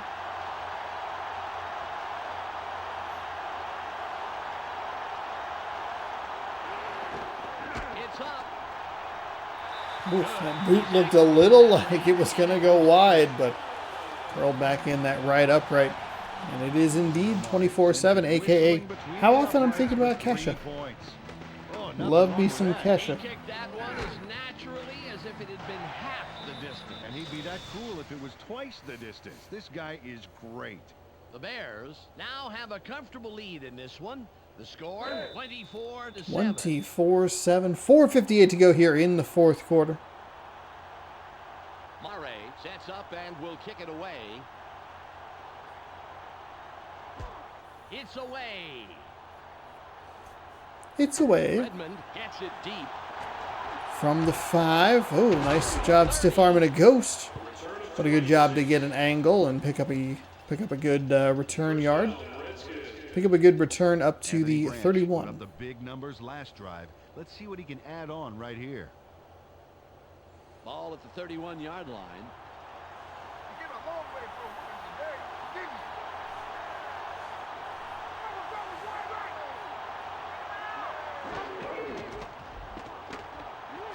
Oh, good. Oh, wow. Nice evasiveness. Great blocking on the outside. Washington's got to start hurrying up here. They got to get into hurry-up offense, hurry-up mode immediately here. This was a really nice run. Little pitch to the outside. Good job to make the first man miss. Good blocking upfield by number 81. Finding the open lane.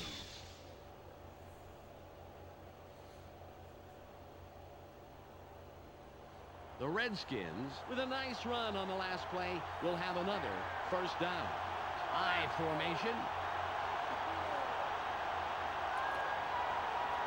First down and 10. Fiedler takes back. Throws.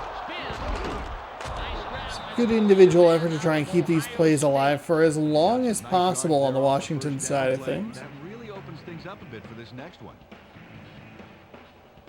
It's 2nd and 2. Got a quick glance at Fiedler's stats there. I'll go with a run. Nowhere to go for him, though. They'll hurry to the line. It's 3rd and 2. Fiedler drops back, throws, incomplete. In between a couple of defenders trying to find Bird, but just unable to thread the needle. That second down run play not working really backfired for Washington here as they went with a hurry up, trying to go quickly. I think that created the errant throw. Just a little too much adrenaline going there. Fiedler drops back, fires over the middle, incomplete. Chicago will take over with a 17-point lead. 3:36 to go here in the fourth quarter. Sit on the ball and chew up the clock, Dan. They have a comfortable lead, and unless something horrible happens, they're on their way to victory. Ball on the 40. Let's get moving. Well, with 3:36 left to go in the fourth quarter, this is where you would normally hear, like, today was produced by. You can join me next week for the finale of season number 6. Oh my goodness, what a run. Stay in bounds. It is 1st and 10. This Washington defense cannot stop Chicago whatsoever. There wasn't even a reason to run that hard. Be sure to subscribe, ring the bell. You'll be notified when I post new videos. Sorry if this video is up a little bit late. I know that I had to edit it as soon as I'm done. It's like wrap the video, wrap the stream. We're booting right into Adobe and we are going. So it might be up a little bit late. I don't know that there's a big difference between standard definition and high definition with a game like this. But thank you for watching. We'll be back next Tuesday. If you'd like to watch it live, Friday, I'll be starting the stream around 4 p.m. Pacific time. I don't normally stream on Friday, but I figured I would, like I've been kind of mentioning, try to get ahead on some content. And might be a good idea to try to stay like a week ahead, especially for a series like this, where if something goes wrong with OBS, like it's not that bad. I also do have kind of a buffer. So if it crashes on like a Saturday, I have time before it goes up on Tuesday. Normally this is streamed on Saturday nights. But Friday, we'll start at 4 p.m. Pacific time. Stop running out of bounds. Stay in bounds. 4 p.m. Pacific time, we'll be playing the Atlanta Braves as the Seattle Mariners take them on at home, I believe. Game 1, maybe 2 of that series. I think it's game 1 of that series. So that'll be about 4 p.m. Pacific time, and then we'll jump into this at about 5:30. And then we'll see what's happening. Saturday, similar situation. First down and 10. Yes, there you go. Now run the clock down to 2 minutes. Stop running out of bounds. Well, he just got back from the locker room, and the doctors are saying that it's a minor dislocation of the shoulder. They're taping just it a up, minor and there's dislocation a of the small chance shoulder. that he may be able to return. Michelle, thanks for the report.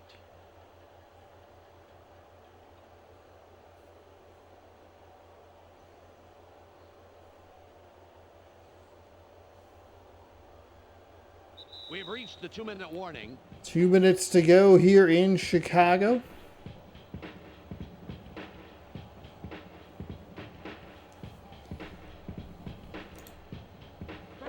It's 2nd and 11. They're going with Dion. Smith goes in motion.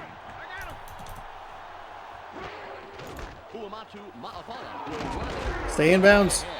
Mixon with the tackle, his first stop of the game. The Redskins. Oh my gosh! Why are you taking the time? You're down 17. And he picks up a little, but he's still not anywhere close to the first down. It's 3rd and about 7. My DB's gonna shut this drive down right now. They're good. They're right.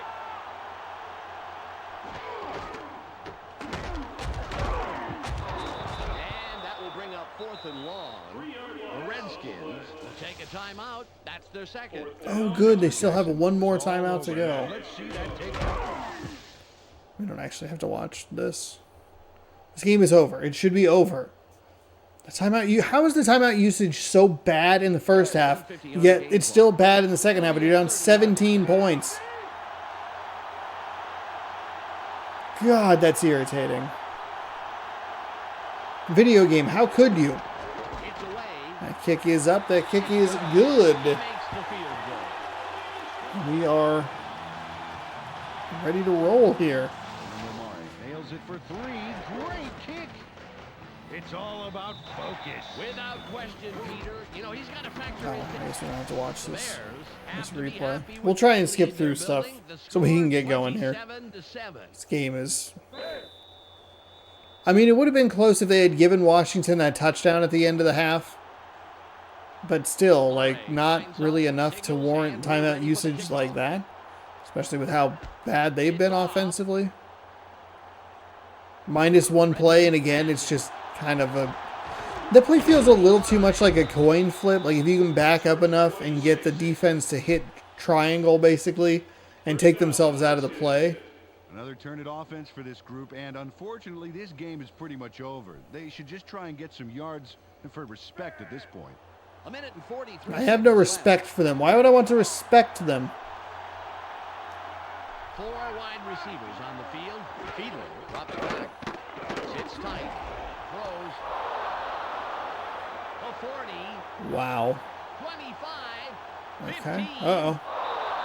Another big play that does not go for a touchdown. These receivers are just not pulling away with their speed. On that play. Watch it again. There's the catch, and he just goes and goes and goes. That's the key to a great...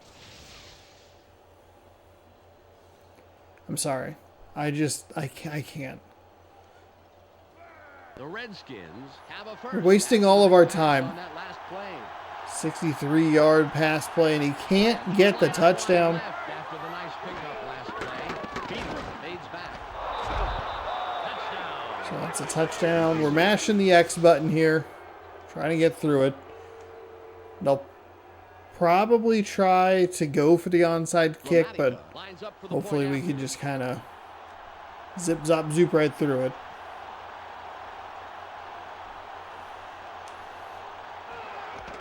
There's the kick. The extra point is good.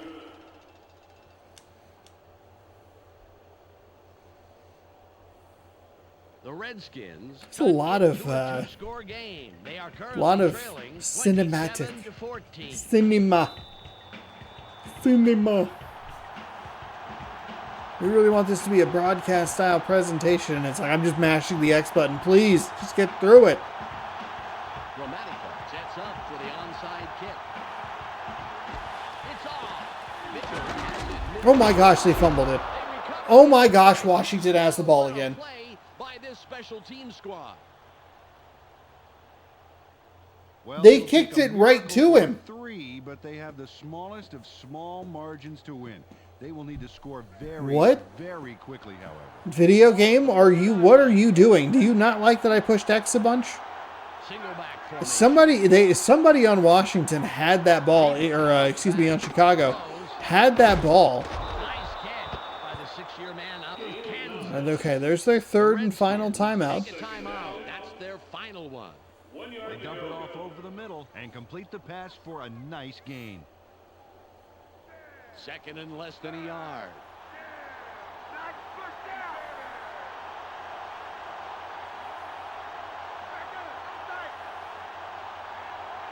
Fiedler from shotgun. Throws. They bring him down, and that's his 50th. Okay, so here we go. Some hurry up offense. They're going to try and make this game real interesting. Now you're looking at, oh my goodness. Oh my goodness. They would have completed the comeback if they had gotten the touchdown at the half. That's unreal. This guy is a real offensive threat. You can't coach that. 27-20. What are we doing? Gramatica will line up for the point. If Chicago doesn't get this onside kick, they're going to lose this game. This will be the most incredible comeback we've ever seen. It'll be the most incredible comeback we are likely to ever see in this series. He adds the extra point.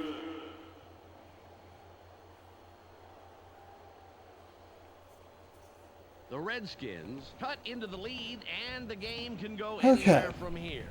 The score, 27. They can't really go anywhere from here. They need the onside kick again. 3 plays, 60 yards.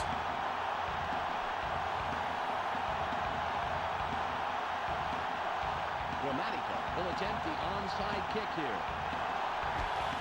There's the kick. Okay, all right.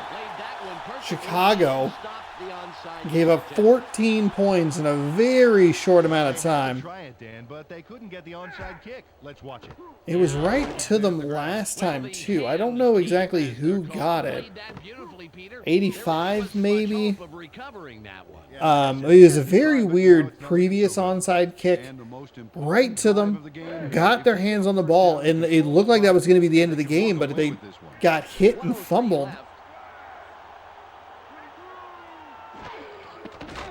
He'll take a knee, and the clock will wind down. 2nd down and 12. That's important to note. They did just kneel it down. So 48 seconds remain here. Chicago, this is a way closer score than this game has any right to be. But I guess it's kind of fair at the same time because I thought they had that touchdown at the end of the first half. That was wild. With 2 tight ends.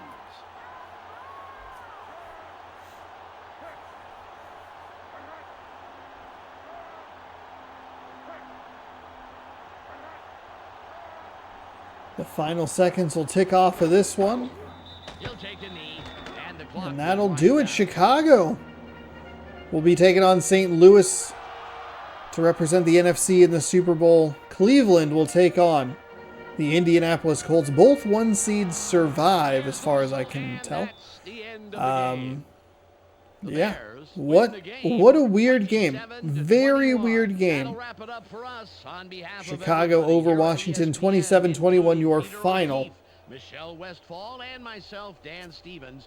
Thanks for spending time with us. Up next, I love spending 3 hours a week with you. And hopefully you love spending 3 hours a week with me. I appreciate it. Thanks again for hanging out. Subscribe, ring the bell, and get me notified when I post new videos. All that good stuff. Again, sorry if this went up late. Hopefully we won't have a problem in the future.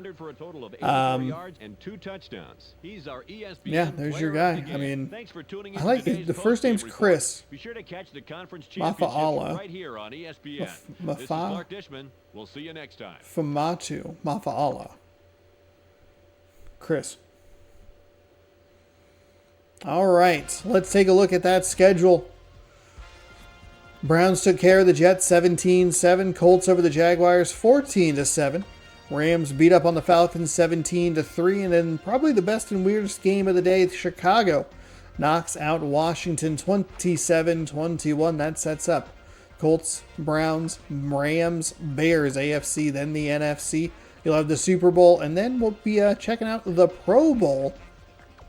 And I'll check everything that I can here as we get ready to save.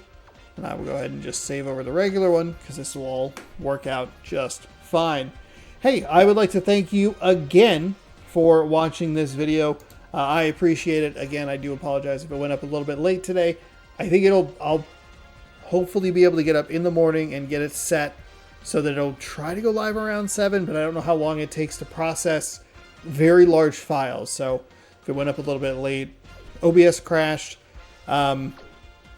Just a reminder that programming note will be doing the 26th and 27th and May 3rd will all have the gameplay videos. They go up on Tuesday. I will likely just stick with this series, as tempted as I am to try and gamble on Madden is a bad idea.